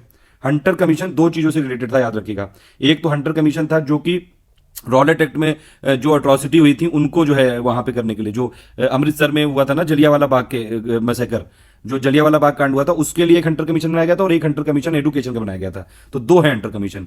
Hunter commission education वाला कब बनाया गया था, 1882-83 में, ठीक है। मतलब इतना बस आपको याद रखना थोड़ा जरूरी है। तो पहले वुड्स डिस्पैच आया, फिर हंटर कमीशन आया, फिर आपका सैडलर यूनिवर्सिटी कमीशन आया था। ये कब आया था, 1917 से 19 में आया था, ठीक है। और फिर उसके बाद जो है आपका कौन सा आया, उसके बाद जब ये सैडलर आ गया तो उसके बाद आया हार्टोग कमीशन, हार्टोग कमेटी आई। ये कब आई, हार्टोग वाली 1929 में। फिर एक सर्जेंट प्लान आया था उसके बाद। तो इस हिसाब से जो है आप यहाँ पे थोड़ी क्रोनोलॉजी देख सकते हैं। एक बार जो है ये स्पेक्ट्रम के चैप्टर्स की लिस्टिंग पूरी पढ़ लीजिएगा। उसमें एक एक चैप्टर पहले दिया हुआ है हेडिंग, और फिर उसकी सब हेडिंग दी हुई है। तो जो सब हेडिंग है ना वही क्रोनोलॉजी है एक्चुअली, समझ रहे हैं आप, थोड़ा सा ट्रिक से समझिए आप। खैर वो वाला तो मैंने बता दिया। एडुकेशन जो, अब देखिए एडुकेशन से रिलेटेड बार बार आता है क्योंकि इसलिए बताना जरूरी था। तो एडुकेशन से एक बार फिर समझ लीजिए कौन कौन से जो है ब्रिटिश के टाइम पे क्या क्या प्रयास हुए थे। सबसे इंपॉर्टेंट जो है वो वुड्स डिस्पैच है। तो पहले आपका वुड्स डिस्पैच आया था, उसके बाद हंटर कमीशन आया, उसके बाद सैडलर यूनिवर्सिटी जो है आयोग बनाया गया था, फिर एक हार्टोग जो है कमीशन आया और सर्जेंट प्लान आया। इस हिसाब से आया था। ये पांचों के पांचों जो है एडुकेशन से रिलेटेड है। अब चलिए इसमें कुछ देख लेते हैं कि जैसे हंटर कमीशन आया था, लॉर्ड रिपन के टाइम पे आया था। ये विलियम हंटर इसके चेयरमैन था, और डेवलपमेंट जो थे एजुकेशन में कैसे कैसे होंगे उसी से रिलेटेड था। फिर एक जो है रैले कमीशन आया था, ठीक है। रैले कमीशन ये आपका यूनिवर्सिटी कमीशन था, ये कर्जन के टाइम पे आया था। ये भी मतलब एक तरह से रिलेटेड है। तो ये यूनिवर्सिटी कमीशन इसको बोलते हैं, और ये यूनिवर्सिटी में जो रिफॉर्म्स थे उनके लिए था ये। फिर एक सैडलर आया था, ये कलकत्ता यूनिवर्सिटी कमीशन जो है इसको बोल सकते हैं। जेम्स फोर्ड के टाइम पे आया था, कैसे कैसे क्या जो है इसकी यूनिवर्सिटी कंडीशन है। फिर आपका आया था लॉर्ड, तो ये वाली देख रहे थे हम लोग, ये इंडियन इंडिपेंडेंट कमेटी थी, ये सेंट्रल कमेटी ऑन एजुकेशन के लिए रिलेटेड थी। लॉर्ड इटचेप थे इनके। फिर सर्जेंट प्लान थी, लॉर्ड वेवल के टाइम पे बना था ये, ठीक है। और ये एजुकेशन के स्टैंडर्ड को कैसे जो है बढ़ाया जाए उसके लिए था ये, हालांकि कुछ करा तो नहीं। फिर फेमाइन कमीशन है कुछ, ये आपको रिलेटेड आपको याद रखने जरूरी है, ये भी जो ब्रिटिश टाइम पे बने थे। जैसे कि एक फेमाइन कमीशन था, लिटन के टाइम पे बना था, ठीक है। एक फेमाइन कमीशन था, एल्गिन के टाइम पे बना था। उसके अध्यक्ष कौन कौन थे, रिचर्ड स्टैची, जेम्स लायल करके। फिर एक कमीशन था जो लॉर्ड कर्जन के टाइम पे बना था, एंथोनी मैकडोनल्ड करके। और फिर एक फेमाइन इंस्पेक्शन कमीशन था, वेवल के टाइम पे बना था, जॉन वुडवुड करके थे, वुडहुड करके थे। ये सारे जो है फेमाइन कमीशन बने थे। लास्ट वाला जो था वो बंगाल में जो फेमाइन था उससे रिलेटेड था, ठीक है। इकोनॉमिक कमेटी फिर इंपॉर्टेंट है आपकी, जैसे हर्षल कमेटी थी, लॉर्ड लैंसडाउन के टाइम पे बना था। इसके अध्यक्ष कौन था, हर्षल। इसमें किस चीज़ के लिए था कि करेंसी से रिलेटेड जो है यहाँ पे थे। फिर ओपीएम कमीशन बना था, जो अफीम बोलते हैं जिसको, लॉर्ड लैंसडाउन के टाइम पे बना था ये। फिर एक बना था आपका हेनरी फॉलर कमीशन, एल्गिन के टाइम पे बना था, करेंसी से रिलेटेड सजेशन के लिए। बस आपको ये याद रख लीजिए कि किस चीज़ से रिलेटेड है बस, ठीक है। कोई एग्जैक्टली पूरी सब चीज़ें वर्किंग नहीं पूछेगा, बस आप रिलेटेड याद रखिए, पहचान सकें आप वहाँ पे इस चक्कर में बस, ठीक है। इरिगेशन कमीशन लॉर्ड कर्जन के टाइम पे बनाया गया था ये। इसका अध्यक्ष था ये सर वोल्विन स्कॉट। फिर ये मैक्लागांव करके ये जो थी, मैक्लागॉन ये कमेटी थी, लॉर्ड हार्डिंगे के टाइम पे थी, हार्डिंगे या फिर हैडिंग बोलते हैं इसको कुछ लोग। कोऑपरेटिव फाइनेंस के लिए लिनलिथगो कमीशन बनाया था इरविन के टाइम पे, कि एग्रीकल्चर प्रॉब्लम्स से रिलेटेड जो है स्टडी करने के लिए। विटले कमीशन, ये इंपॉर्टेंट है, ये लॉर्ड इरविन के टाइम पे बनाया गया था, कि लेबर की क्या कंडीशन है इस चीज को यहाँ पे देखने के लिए। कुछ जो मैं बीच बीच में इंपॉर्टेंट बताता जा रहा हूँ वो जरूर देख लीजिएगा। विटले जैसे जो है ये इंपॉर्टेंट है, लेबर से रिलेटेड है। फिर आपका इंडियन मेजरमेंट कमेटी थी, ये लॉर्ड वेलिंगटन के टाइम पे बना था, और इसमें जो है लेबर को इंक्लूजन करना था, उस चीज़ से रिलेटेड था ये। लैरी हैमंड करके था इसका अध्यक्ष। National planning committee Lord Linlithgow के टाइम पे बनाई गई, जवाहरलाल नेहरू अध्यक्ष थे इकोनॉमिक प्लान करने के लिए। फिर ये कुछ एडमिनिस्ट्रेटिव कमेटी है, एटकिंसन जो है कमीशन था, डफरिन के टाइम पे बना था। देखिए बस इतना याद रखना है, जितनी याद रखनी है बस उतनी चीज बता रहा हूँ मैं, सिर्फ फैक्ट देख रहे हैं। कुछ जो है चीजें हो सकती हैं, कई बार दिमाग में दही हो सकती हैं, आप इसको 2 बार वीडियो को देख लीजिएगा, जो एक बार पहचानना है बस आपको वहां पे। एटकिंसन कमेटी किससे रिलेटेड थी आपकी, कि कैसे इंडियन ज्यादा से ज्यादा इंडियन को सिविल सर्विसेज में रखा जाए, डफरिन के टाइम पे बनी थी, ठीक है। फ्रेजर जो कमीशन था कर्जन के टाइम पे बनाया गया था, पुलिस से रिलेटेड है, ठीक है। तो क्या अब देखिए क्वेश्चन बस यही आएगा, ठीक, कि जो पुलिस कमीशन से रिलेटेड मान लो दे देंगे कि Fraser commission is related to, तो आप किस चीज के लिए है, ये पुलिस की वर्किंग से रिलेटेड है। किसके टाइम पे बनाया गया, कर्जन के टाइम पे बनाया गया। रॉयल कमीशन जो था सिविल सर्विसेज का, हार्डिंग के टाइम पे बनाया गया, और इसमें यही था कि 25% पोस्ट जो है आप इंडियंस को दो, इस चीज के लिए था ये। ठीक है। उसके बाद रॉयल कमीशन था रीडिंग के टाइम पे, ये जो डिफेक्ट्स हैं सिविल सर्विसेज में उसको हटाने के लिए। फिर ये सैंड्रुस्ट कमेटी थी लॉर्ड रीडिंग के टाइम पे, कैसे जो है इंडिजिनाइजेशन करा जाए आपका इंडियन आर्मी का। उसके बाद जो है आपका ये बटलर कमेटी थी, ये इरविन के टाइम पे बनाई गई थी, ठीक है। इसमें ये एग्जामिन करना था कि क्राउन का क्या रिलेशन होगा जो नेटिव स्टेट थे उनके साथ। तो बस इतना याद रखना है, बटलर कमेटी किसके टाइम पे, इरविन के टाइम पे। क्या चीज एग्जामिन करेगी कि कैसे रिलेशन होगा ब्रिटिश क्राउन का जो नेटिव स्टेट्स थे, तो उस टाइम के जो राज्य थे उनके साथ, ठीक है। ये एक उनकी फिर से ये लिस्टिंग है, आप देख सकते हैं। वुड्स डिस्पैच जो थी 1854 में बनाई गई, एडुकेशन से रिलेटेड, इसमें और जो है रिफाइन करके दिया गया है। हंटर कमीशन दो तरीके से आप याद रखिएगा, एक तो जलियांवाला बाग और एक एडुकेशन, रिपन के टाइम पे बनाई गई। रेलवे कमीशन भी जो है 1902 में लॉर्ड कर्जन एडुकेशन के टाइम, एडुकेशन के से रिलेटेड है। सैडलर कमीशन भी एडुकेशन से रिलेटेड है, चेम्सफोर्ड के टाइम पे बनाई गई। हार्टोग जो कमीशन था वो भी एडुकेशन से रिलेटेड है, इरविन के टाइम पे बनाई गई, ठीक है। फिर आपका जो है सर्जेंट प्लान, ये वेबल के टाइम पे बनाई गई थी, एडुकेशन से रिलेटेड है। सबसे लास्ट में ये हुआ था, ये जो आप देख रहे हैं यहाँ पे एडुकेशन में, ठीक है। उसके बाद फिर कैम्बल कमीशन था जॉन लॉरेंस के टाइम पे। जॉन लॉरेंस मतलब ये थे इसके फेमाइन कमीशन, फेमाइन से रिलेटेड है ये। स्ट्रेची जो कमीशन है ये लॉर्ड लिटन के टाइम पे फेमाइन से रिलेटेड है। लायल कमीशन जो है इल्गिन के टाइम पे, ये भी फेमाइन से रिलेटेड है। ईयर आप भले भूल जाओ, ईयर भी कई बार पूछ लेते हैं, हालांकि एक बार देख जरूर लीजिएगा इसको, इसीलिए पीडीएफ फ्री कर रहा हूं। फिर मैकडोनल्ड जो कमीशन था 1900 में कर्जन के टाइम पे, फेमाइन से रिलेटेड। बस इतना याद रखना है। इस समय ये समय ऐसा है एक महीने का आपका कि आपको सिर्फ यहाँ पे फैक्ट आपको देखने हैं। इंपॉर्टेंट जो लिस्टिंग मैंने कल लिस्ट दी थी वो मैं सब दे दूंगा वीडियो के थ्रू, बस आपके ऊपर है कि आप देख पाते हो कि नहीं। पेड ग्रुप में सारी पीडीएफ मिल जाएंगी। फिर मैंसफील्ड कमीशन है, ये लॉर्ड डफरिन के टाइम पे है। फॉलर कमीशन है लॉर्ड एल्गिन के टाइम पे। फ्रेजर कमीशन है लॉर्ड कर्जन के टाइम पे, एग्रीकल्चर से रिलेटेड है, ठीक है। तो करेंसी से रिलेटेड कौन कौन से हो गए आपके, एक तो मैंसफील्ड कमीशन हो गया, एक फॉलर कमीशन हो गया, ठीक है। फेमाइन से रिलेटेड कौन कौन से हो गए, एक साथ देख लीजिए फिर। ये फेमाइन से रिलेटेड कौन कौन से हो गए, कैम्पबेल कमीशन हो गया, स्ट्रेची कमीशन हो गया, लायल कमीशन हो गया, मैकडोनल्ड कमीशन हो गया, ठीक। इसके बाद एडुकेशन से रिलेटेड कौन कौन से हो गए, ये बड़ा इंपॉर्टेंट है। ये सारे जो है ये इंपॉर्टेंट है। कौन कौन से हैं ये, एक तो वुड्स डिस्पैच तो हमेशा सबको याद रहता है। खैर इसके अलावा भी जो याद रखने हैं, हंटर कमीशन हो गया, रेले कमीशन हो गया, Sedler commission, Hartog commission, sergeant plan, ये सारे के सारे जो हैं एडुकेशन से रिलेटेड थे, ठीक है। और ये ईयर जरूर याद रखिएगा, जैसे इनके ईयर जरूर याद रखिएगा। वुड्स डिस्पैच 1854, हंटर वाला का 1882, रेले का 1902, सेडलर का 1917, हार्टोग का 1929, सर्जेंट प्लान का 1944। उसी हिसाब से जो है जो गवर्नर जनरल वाइसरॉय बदलते गए थे, ठीक है। फिर उसके बाद फ्रेजर हम लोग देख चुके थे, फ्रेजर किससे रिलेटेड है, एग्रीकल्चर से रिलेटेड है। फिर करेंसी से रिलेटेड और कौन सा था, Babington Smith commission, Lord Chelmsford के टाइम पे बना था ये। पंजाब डिस्टर्बेंस से रिलेटेड कमीशन कौन था, ये हंटर कमीशन, वही जो मैंने बताया ना चेम्सफोर्ड के टाइम पे। एक हंटर एडुकेशन वाला है, एक पंजाब डिस्टर्बेंस मतलब वही अमृतसर जो आपका जलियांवाला कांड हो गया था उसमें, 13 अप्रैल को हुआ था शायद बैसाखी के दिन, ठीक है। उसके बाद मुद्दीमान कमेटी किससे रिलेटेड थी कि कैसे जो है आपकी जो डायरकी है उसकी वर्किंग को एग्जामिन करने के लिए मॉन्टेग्यू चेम्सफोर्ड रिपोर्ट जो रिफॉर्म आया था उस टाइम पे थी ये, कि कैसे डायरकी वर्क करेगी। आपका ये मतलब डायरकी कैसे वर्क करेगी ब्रिटिश इंडिया में। तो मुद्दीमान कमेटी किससे रिलेटेड है, आपकी वर्किंग से रिलेटेड है, डायरकी से रिलेटेड है। मॉन्टेग्यू चेम्सफोर्ड रिपोर्ट रिफॉर्म्स के टाइम पे आई थी, लॉर्ड रीडिंग के टाइम पे, ठीक है। बटलर कमीशन ये किसके टाइम पे आया था, इरविन के टाइम पे, इंडियन स्टेट्स के रिलेटेड है ये, ठीक है। देखिए मुद्दीमान कमेटी जो है ये आप एक बार फिर से बता देता हूँ, थोड़ी इंपॉर्टेंट है इसलिए इसको थोड़ा एक्सप्लेन कर रहा हूँ। ये गवर्नमेंट ऑफ इंडिया ने 1924 में बनाई थी, ठीक है। ये इसलिए बनाई गई थी कि जो आपका 1919 वाला एक्ट आया था मॉन्टेग्यू चेम्सफोर्ड रिफॉर्म, ठीक है, तो उसमें डायरकी जो यूज किया गया था उसी से रिलेटेड विवाद हो गया था कि कैसे जो है ये काम करेगा सिस्टम इंडिया में। तो इसीलिए ये मुद्दीमान कमेटी बनाई गई थी कि एक इन्वेस्टिगेशन किया जा सके जो कॉन्स्टिट्यूशन का डेवलपमेंट चल रहा था ना उस टाइम पे, तो उसी लिए जो है ये बनाई गई थी कि मतलब ये देखा जाए कि कैसे डायरकी वर्क करेगी, कैसे कॉन्स्टिट्यूशन के प्रोविजन को जो है यहाँ पे मतलब ये जैसे जो ये मॉन्टेग्यू चेम्सफोर्ड रिफॉर्म के जो भी यहाँ पे इन्होंने रिकमेंड किया था उसको कैसे मतलब इंप्लीमेंट किया जाएगा, कुल मिला के सिंपल बात ये थी, ठीक है। फिर बटलर कमीशन की अगर आप बात करेंगे, ये भी थोड़ा इंपॉर्टेंट। अभी हम लोगों ने देखा था वैसे कि बटलर कमीशन का मेन मकसद क्या था कि 1927 में पहली बात तो की गई थी इरविन के टाइम पे, 3 मेंबर की कमेटी थी। ये बस ये देखना था कि जो नेटिव स्टेट हैं, जो मतलब यहाँ राजा हैं जितने भी, और पैरामाउंट पावर जो है क्राउन, उसके बीच में कैसे जो है रिलेशंस आगे बढ़ेंगे, ठीक है। अभी तो इतना ही समझिए फिर, ठीक है। बाकी डिटेल में अगर इसका बनवाएंगे वीडियो तो फिर आप समझेंगे। तो लेकिन अभी ये बस ये समझिए relation between crown and native state, ठीक है। तो इतना करना जरूरी है। फिर विटले कमीशन किससे रिलेटेड था, लेबर से रिलेटेड। अभी हम लोग देख चुके हैं, हालांकि ये लेबर से रिलेटेड है विटले कमीशन। साइमन कमीशन क्या था कि साइमन कमीशन तो आप सब लोग जानते हैं, साइमन गो बैक के नारे वारे भी लग गए थे उस टाइम पे, ठीक है। व्हाइट कमीशन था, प्योरली व्हाइट कमीशन था, इसलिए सारे इंडियंस ने इसका विरोध कर दिया था। तो वही था कि कैसे जो है गवर्नमेंट स्कीम को आगे, जो कॉन्स्टिट्यूशन रिफॉर्म चल रहे थे, क्या क्या जो चीजें नई आनी चाहिए, जो ये सारी चीजों पे जो है साइमन कमीशन बनाया गया था।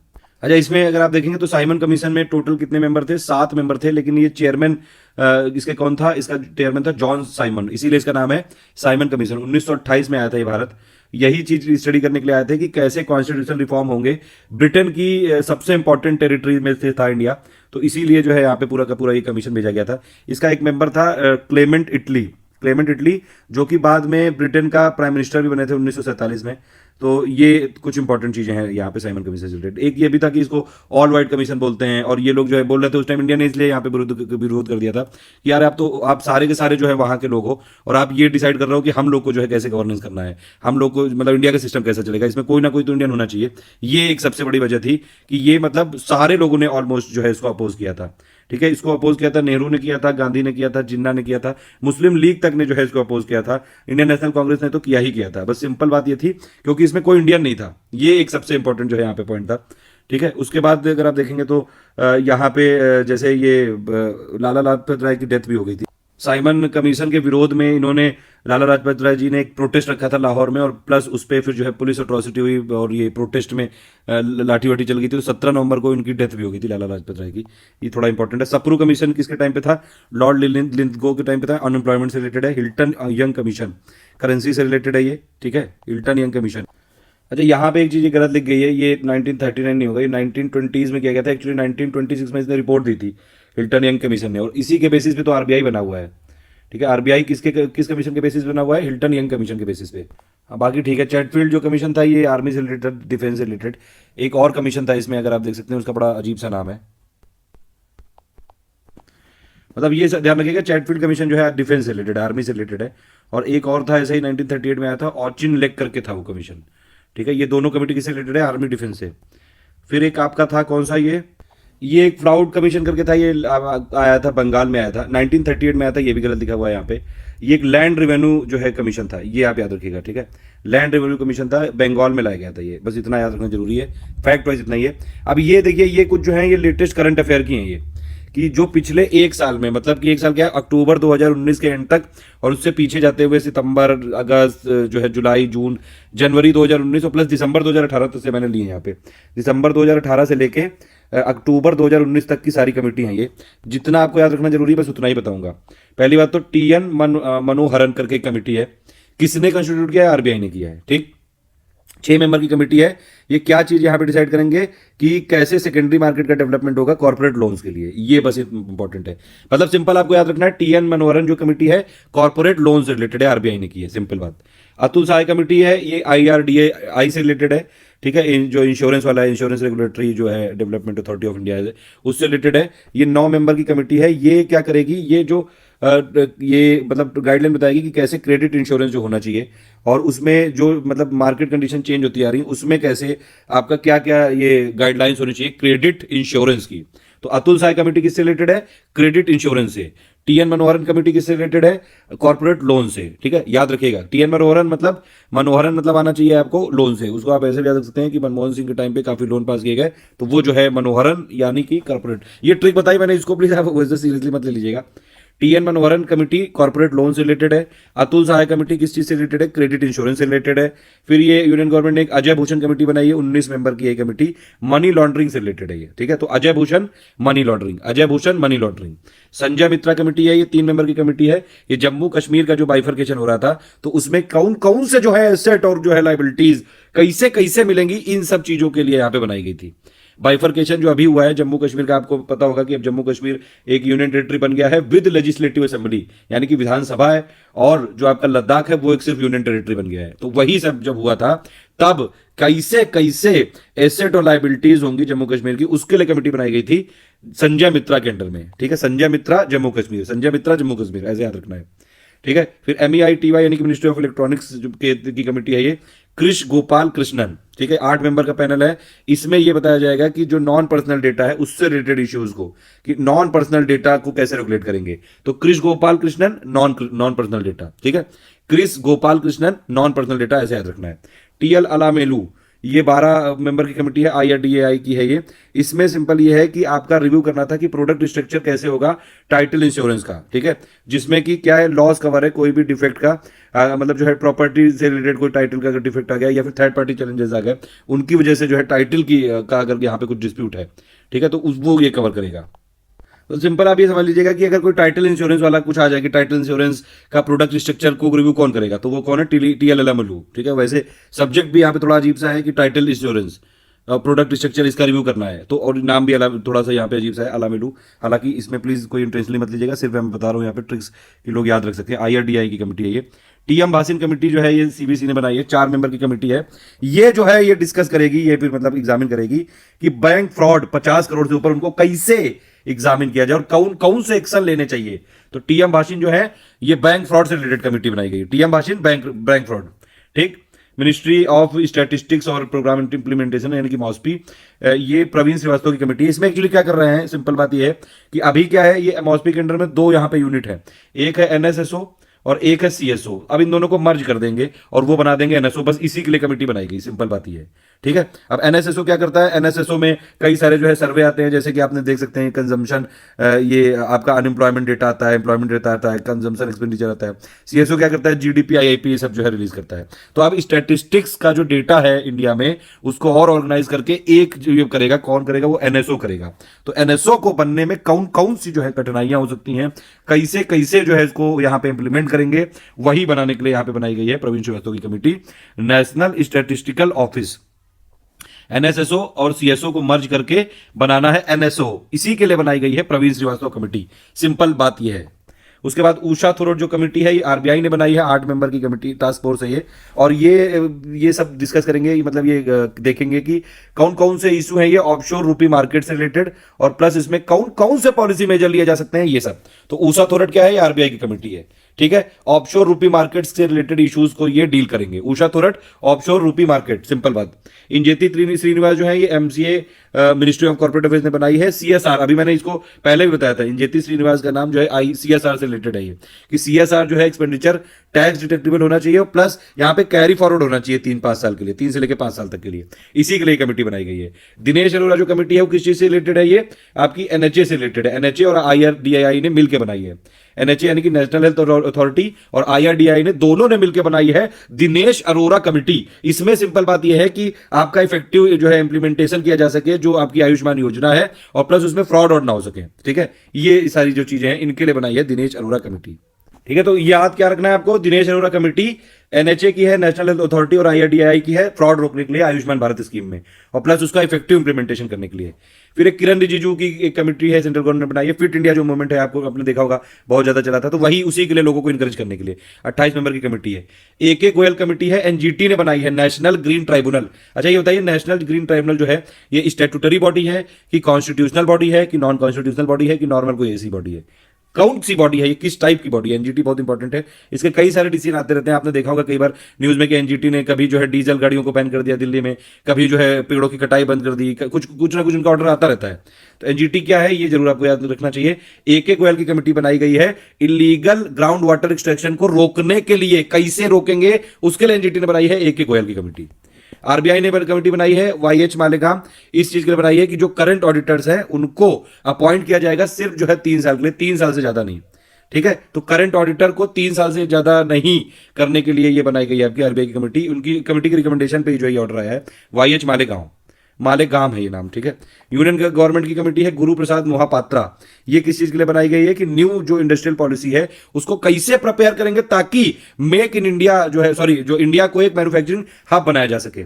तो नई इंडस्ट्रियल पॉलिसी को प्रिपेयर करना है, उसके जो है डिफरेंट आयाम, जो आपके बहुत सारे आयामों को देखना है ताकि भारत को एक मैन्युफैक्चरिंग हब बनाया जा सके, जैसे कि पूरी दुनिया में इस समय चाइना का पूरा रुतबा है, उसी हिसाब से है ये, ठीक है। तो गुरु प्रसाद महापात्रा क्या है, इंडिया को मैन्युफैक्चरिंग हब बनाने के लिए कमेटी बनाई गई है।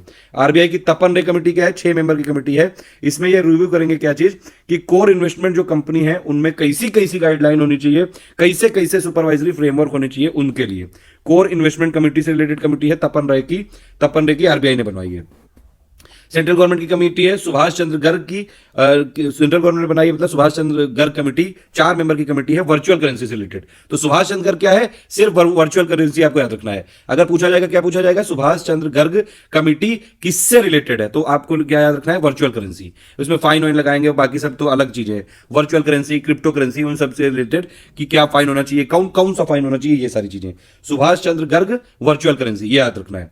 फिर किरण रिजिजू एक बार तो फिट इंडिया मूवमेंट में आ गए थे, फिर ये दोबारा भी वही स्पोर्ट्स के, क्योंकि रिलेटेड है, स्पोर्ट्स मिनिस्टर हैं ये, तो इसीलिए फिर कैसे जो है 2020 और 2024 के ओलंपिक में कोऑर्डिनेट करना है, कैसे स्ट्रेटेजाइज करना है, कैसे कैसे खिलाड़ियों की प्रिपरेशन पे जो है ज्यादा ज्यादा ध्यान देना है, ये सारी चीजों पे किरण रिजिजू।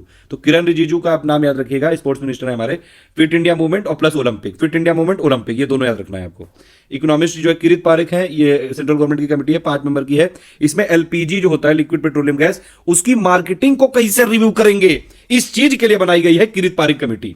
तो किरित पारेख कमेटी किससे रिलेटेड है, एलपीजी मार्केटिंग। किरित पारेख का क्या मतलब है, एलपीजी मार्केटिंग, बस इतना याद रखना है आपको। एलपीजी क्या है, लिक्विड पेट्रोलियम गैस। अच्छा बताइए एलपीजी का मेन कॉन्स्टिट्यूएंट क्या होता है, ये क्वेश्चन यूपीपीसीएस में कम से कम जो है मैंने इसको 5-6 बार जरूर देखा है पिछले 10 सालों के पेपर में, इसको जरूर रट लीजिएगा। इसका बनाऊंगा मैं वीडियो, अब जितने टॉपिक दिए सबको बताऊंगा। आरबीआई की कमेटी है डीके मोहंती, 8 मेंबर की कमेटी है। इसमें पूरा आपको ये बताया जाएगा कि एटीएम जो है, एटीएम के सिक्योरिटी सिस्टम को कैसे जो है यहाँ पे पूरा का पूरा सिस्टम को यहाँ पे मजबूत बनाया जाए, कैसे उसकी सिक्योरिटी जो है यहाँ पे एनहेंस की जाए, वेंडिंग मशीन कैसे लगाई जाए, ये सारी चीजें। तो ये किस चीज के लिए है, ये डीके मोहंती कमेटी एटीएम से रिलेटेड है ये। और इसके थ्रू अगर आप देखेंगे डीके मोहंती जो कमेटी थी, इसकी रिकमेंडेशन के थ्रू आरबीआई ने बैंक से बोला भी है कि जो इनके एटीएम है, जो automated teller machine, actually ATM card को नहीं बोलते हैं कभी, आप लोग जो है हमेशा जो है लोग गलत बोलते हैं कि जैसे जो ये आपके एटीएम कार्ड को भी बोलते हैं एटीएम, और जो मशीन है उसको भी बोलते हैं। उसका क्या मतलब है, ऑटोमेटेड टेलर मशीन होती है। इसमें इस कमेटी के थ्रू आरबीआई ने बोला है बैंक से कि जो आपके एटीएम मशीन है जितनी भी, उनको आप मतलब ग्राउंड कर लीजिए, किसी तरह से जो है वो जुड़े होने चाहिए दीवार से या फिर जो है पिलर से या फ्लोर से 30 सितंबर तक का, ठीक है। तो ये थोड़ी इंपॉर्टेंट बात है, मैंने जो आपको बताई, ये याद रखिएगा कि डीके मोहंती कमेटी की रिकमेंडेशन पे ही आरबीआई ने बोला है, रिजर्व बैंक ने बोला है कि जो एटीएम है उनकी सुरक्षा बढ़ानी जरूरी है। उनको आप जो है किसी ना किसी दीवार से जो भी है, ठीक है, या फिर जमीन से या खंबे से आप जोड़ दो ताकि जो है उनकी सुरक्षा बढ़े, ये उनका ये पॉइंट ऑफ व्यू है। और इसमें जो हवाई अड्डों में होते हैं, मतलब जो एयरपोर्ट में, इन सब में छूट होगी, तो वहां पे मतलब ऐसी कोई जरूरत नहीं होगी, लेकिन बाकी जगह ग्राउटिंग जरूरी है, मतलब बांधना जरूरी है। डीके मोहंती कमेटी एटीएम से रिलेटेड, ठीक है। फिर ये पीएम की रिकमेंडेशन पे सीएम जो महाराष्ट्र के थे अभी तक, देवेंद्र फडणवीस, उनकी कमेटी एक बनाई गई थी ताकि कैसे एग्रीकल्चर का ट्रांसफॉर्मेशन हो सके और प्लस फार्मर की इनकम इंप्रूव हो सके। हालांकि फार्मर की इनकम इंप्रूव तो ही, लेकिन जिस हिसाब से हम लोग ने टारगेट लिए थे 2022 तक डबल करने के लिए, उसमें तो ऐसा नहीं कुछ लग रहा है कि कोई ऐसे इतना ज़्यादा प्रयास हो गया कि डबल हो गई है, बल्कि जो है आत्महत्याएं तो होती ही रहती हैं, अभी भी होती रहती हैं। हालांकि बड़ा हो गया थोड़ा वीडियो आज। नेक्स्ट है इसमें कि राजीव कुमार जो नीति आयोग के चेयरमैन थे, उनकी कमेटी बनाई गई है। वो इस चीज के लिए बनाई गई है कि कैसे जो गैस फील्ड है ओएनजीसी के, उनको प्राइवेट को बेचा जाएगा, ठीक है। तो राजीव कुमार ओएनजीसी के गैस फील्ड को बेचने के लिए कमेटी है ये। फिर एनजीटी की कमेटी है जस्टिस यूसी ध्यानी, ये किस चीज से लिए कि कैसे जो है गंगा रिवर का रिजनरेशन वर्क जो है कंप्लीट होगा। वैसे ये थोड़ी पुरानी है, इतनी इंपॉर्टेंट नहीं है, लेकिन एक बार देख लीजिए, फिर भी गंगा रिवर से रिलेटेड है। एसके दास कमेटी है ये सीबीडीटी की, कि आपको कैसे रिस्ट्रक्चरिंग किया जाए इनकम टैक्स डिपार्टमेंट का, और प्लस फ्रेश कैडेट का रिव्यू कैसे किया जाए, तो आईटी डिपार्टमेंट से रिलेटेड है एसके डैश कमेटी। विवेक ओबराय, मैंने बताया था आपको पहले ही कि ये किस चीज से रिलेटेड है, ये आपकी, अच्छा आपको ये याद रखना पड़ेगा कि एक तो हम लोगों ने डिस्कस किया था विवेक देबरॉय की रेलवे के रिफॉर्म से रिलेटेड, एक तो वो कमेटी थी। एक और कमेटी है वो इस चीज से रिलेटेड कि लॉजिस्टिक्स डेवलपमेंट कमेटी बनाई गई है, जिसमें कि ईज ऑफ डूइंग ट्रेड को देखा जाएगा, कि मतलब ईज ऑफ डूइंग कैसे जो है ट्रेड को बढ़ाया जा सके। उसमें कौन कौन से चैलेंजेस हैं लॉजिस्टिक डेवलपमेंट में, प्लस एसोसिएटेड कॉमर्स में, और प्लस क्या क्या पॉलिसी रिफॉर्म करने चाहिए ताकि ईज ऑफ डूइंग ट्रेड जो है बढ़ सके, यानी कि ट्रेड जो है वो बढ़ सके। कुल मिला के सिंपल बात ही है। तो एक रेलवे वाला हो गया और एक ईज ऑफ डूइंग ट्रेड हो गया, दोनों विवेक विवेक देबरॉय से रिलेटेड है। विमल जालान की कमेटी थी किस चीज के लिए, इकोनॉमिक कैपिटल फ्रेमवर्क को रिव्यू करने के लिए। यूके सिन्हा कमेटी किस चीज के लिए थी, एमएसएमई इश्यूज को जो है क्या क्या चैलेंजेस है उसके लिए, UK Sinha MSME. MP Bezbaruah committee किस चीज के लिए, क्लॉज 6 जो असम अकॉर्ड का है उसको कैसे इंप्लीमेंट किया जाए, ये बहुत लेटेस्ट है, इसको याद रखिएगा, ठीक है। एक बेस बरुआ और कमेटी थी, वो उस चीज के लिए थी कि आपका नॉर्थ ईस्ट का दिल्ली में जो प्रॉब्लम चल रहा था उस टाइम पे बनाई गई थी। एक ये है clause 6 of Assam accord. Nandan Nilekani committee जो है आरबीआई ने बनाई है, ये किस चीज के लिए है कि कैसे आप सेफ्टी और सिक्योरिटी डिजिटल पेमेंट की जो है उसके लिए क्या क्या मेजर लिए जाएं। तो नंदन नीलकनी जो कमेटी किस चीज के लिए है कि कैसे जो सेफ्टी और सिक्योरिटी के लिए इंडिया में क्या क्या मेजर लिए जाने चाहिए। फिर ये आपके सेंट्रल गवर्नमेंट की उस टाइम अभी मैंने बताया था सुशील मोदी की कमेटी थी। जीएसटी में जो भी फॉल आउट होगा, मतलब जब शॉर्टफॉल होगा स्टेट का, मतलब जीएसटी अगर मान लो इम्प्लीमेंट करेंगे थोड़ा उनका लॉस होगा, तो क्या क्या स्टेप्स होने चाहिए उनके लिए। अनूप सतपथ की कमेटी किस चीज के लिए है कि आपका जो मिनिमम नेशनल मिनिमम वेज कितनी होनी चाहिए वर्कर की, उसके लिए। ठीक है, तो अनूप सतपथ की कमेटी ये भी पूछ सकते हैं कि कितनी वेज करी थी, 9,750 रुपये per month. Sanjeev Sharma committee जो है ये किसकी है, ये सीबीडीटी की कमेटी है। ये संजीव शर्मा कमेटी सीबीडीटी की कमेटी है और किस चीज के लिए है कि टैक्सेशन रिलेटेड क्या क्या मेन पॉइंट्स हैं, प्लस कैसे कैसे जो है आपके टैक्स लिटिगेशन को एड्रेस किया जा सकता है। ये सुरेश माथुर कमेटी है, रेगुलेटरी फ्रेमवर्क माइक्रो इंश्योरेंस से में कैसे रिव्यू किया जाएगा। तो सुरेश माथुर माइक्रो इंश्योरेंस और क्या क्या जो है स्टेप लिए जाएंगे इन सब चीजों के लिए। ठीक है, उसके बाद अगर आप देखेंगे यहाँ पे सीके मिश्रा की कमेटी है, ये किस चीज के लिए, नेशनल क्लीन एयर प्रोग्राम को कैसे इंप्लीमेंट करना है ताकि इंडिया को जो है एयर पोल्यूशन से मुक्त किया जा सके। सीके मिश्रा कमेटी है नेशनल क्लीन एयर प्रोग्राम को इंप्लीमेंट करने के लिए, एनसीएपी को इंप्लीमेंट करने के लिए। आरबीआई की हर्षवर्धन कमेटी किस चीज से रिलेटेड है कि कैसे मॉर्टगेज सिक्योरिटाइजेशन को रिव्यू करना है। ठीक है, कैसे कैसे जो है मेजर यहाँ पे देने हैं कि उसको मार्केट को और ज्यादा डेवलप किया जा सके। विजय कन्नन कमेटी है आरबीआई की, ये किस चीज के लिए है, एटीएम का जो यहाँ पे इशू है इसके लिए है ये। अच्छा, विजय कन्नन की कमेटी किस चीज के लिए, कि एटीएम के जो चार्जेस होते हैं उनको रिव्यू करने के लिए है। ठीक है, कि मतलब ये पूरा जो है रिव्यू करेंगे कि कितना कॉस्ट आता है, कितना चार्ज लगना चाहिए, कितनी इंटरचेंज फीस होनी चाहिए एटीएम ट्रांजेक्शन में, ये सारी चीजें इन सब के लिए है विजय कन्नन की कमेटी, वीजी कन्नन की। फिर एक रमेश चंद कमेटी है, ये 18 मेंबर की कमेटी है। ये WPI का जो बेस ईयर है 2011-12 उसको पहली बात तो यहाँ पे रिवाइज करना है, और दूसरी बात ये कि WPI से कैसे हम प्रोडक्ट प्राइस इंडेक्स बना सकते हैं। तो WPI से PPI में मूव करने के लिए बनाई गई कमेटी रमेश चंद की। इतनी कमेटी याद रखनी जरूरी है, बहुत ज्यादा कमेटी है लेकिन एक बार देखना जरूरी है।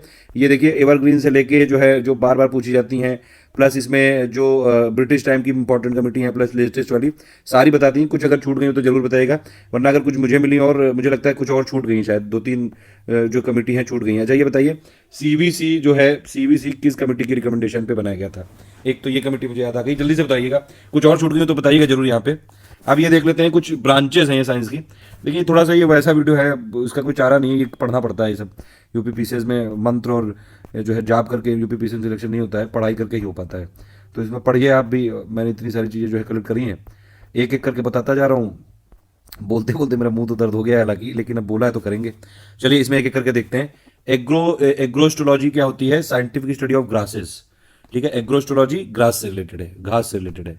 ठीक, तो एग्रोस्टोलॉजी किससे रिलेटेड है, घास से रिलेटेड है। एग्रोलॉजी किससे रिलेटेड है, सॉइल साइंस है ये, प्रोडक्शन ऑफ क्रॉप से रिलेटेड है ये। ठीक है, एग्रोनॉमी किससे रिलेटेड है, सॉइल मैनेजमेंट और प्रोडक्शन ऑफ क्रॉप, दोनों से रिलेटेड है ये। ठीक है, एलोमेट्री किससे रिलेटेड है, रिलेशनशिप बॉडी साइज का कैसे जो है ये शेप, एनाटॉमी और जो फिजियोलॉजी और बिहेवियर, ये सबकी स्टडी से रिलेटेड है एलोमेट्री।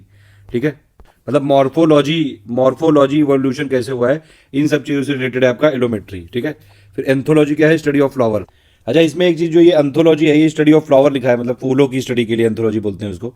लेकिन एंथोलॉजी का एक और मतलब होता है, उसका ये मतलब है कि पब्लिश्ड जो पोएम होती है ना, पोएम्स या फिर कुछ पीस ऑफ राइटिंग, उनका कलेक्शन को भी एंथोलॉजी बोलते हैं। तो ये थोड़ा सा याद रखिएगा, एंथोलॉजी स्टडी ऑफ फ्लावर भी होती है।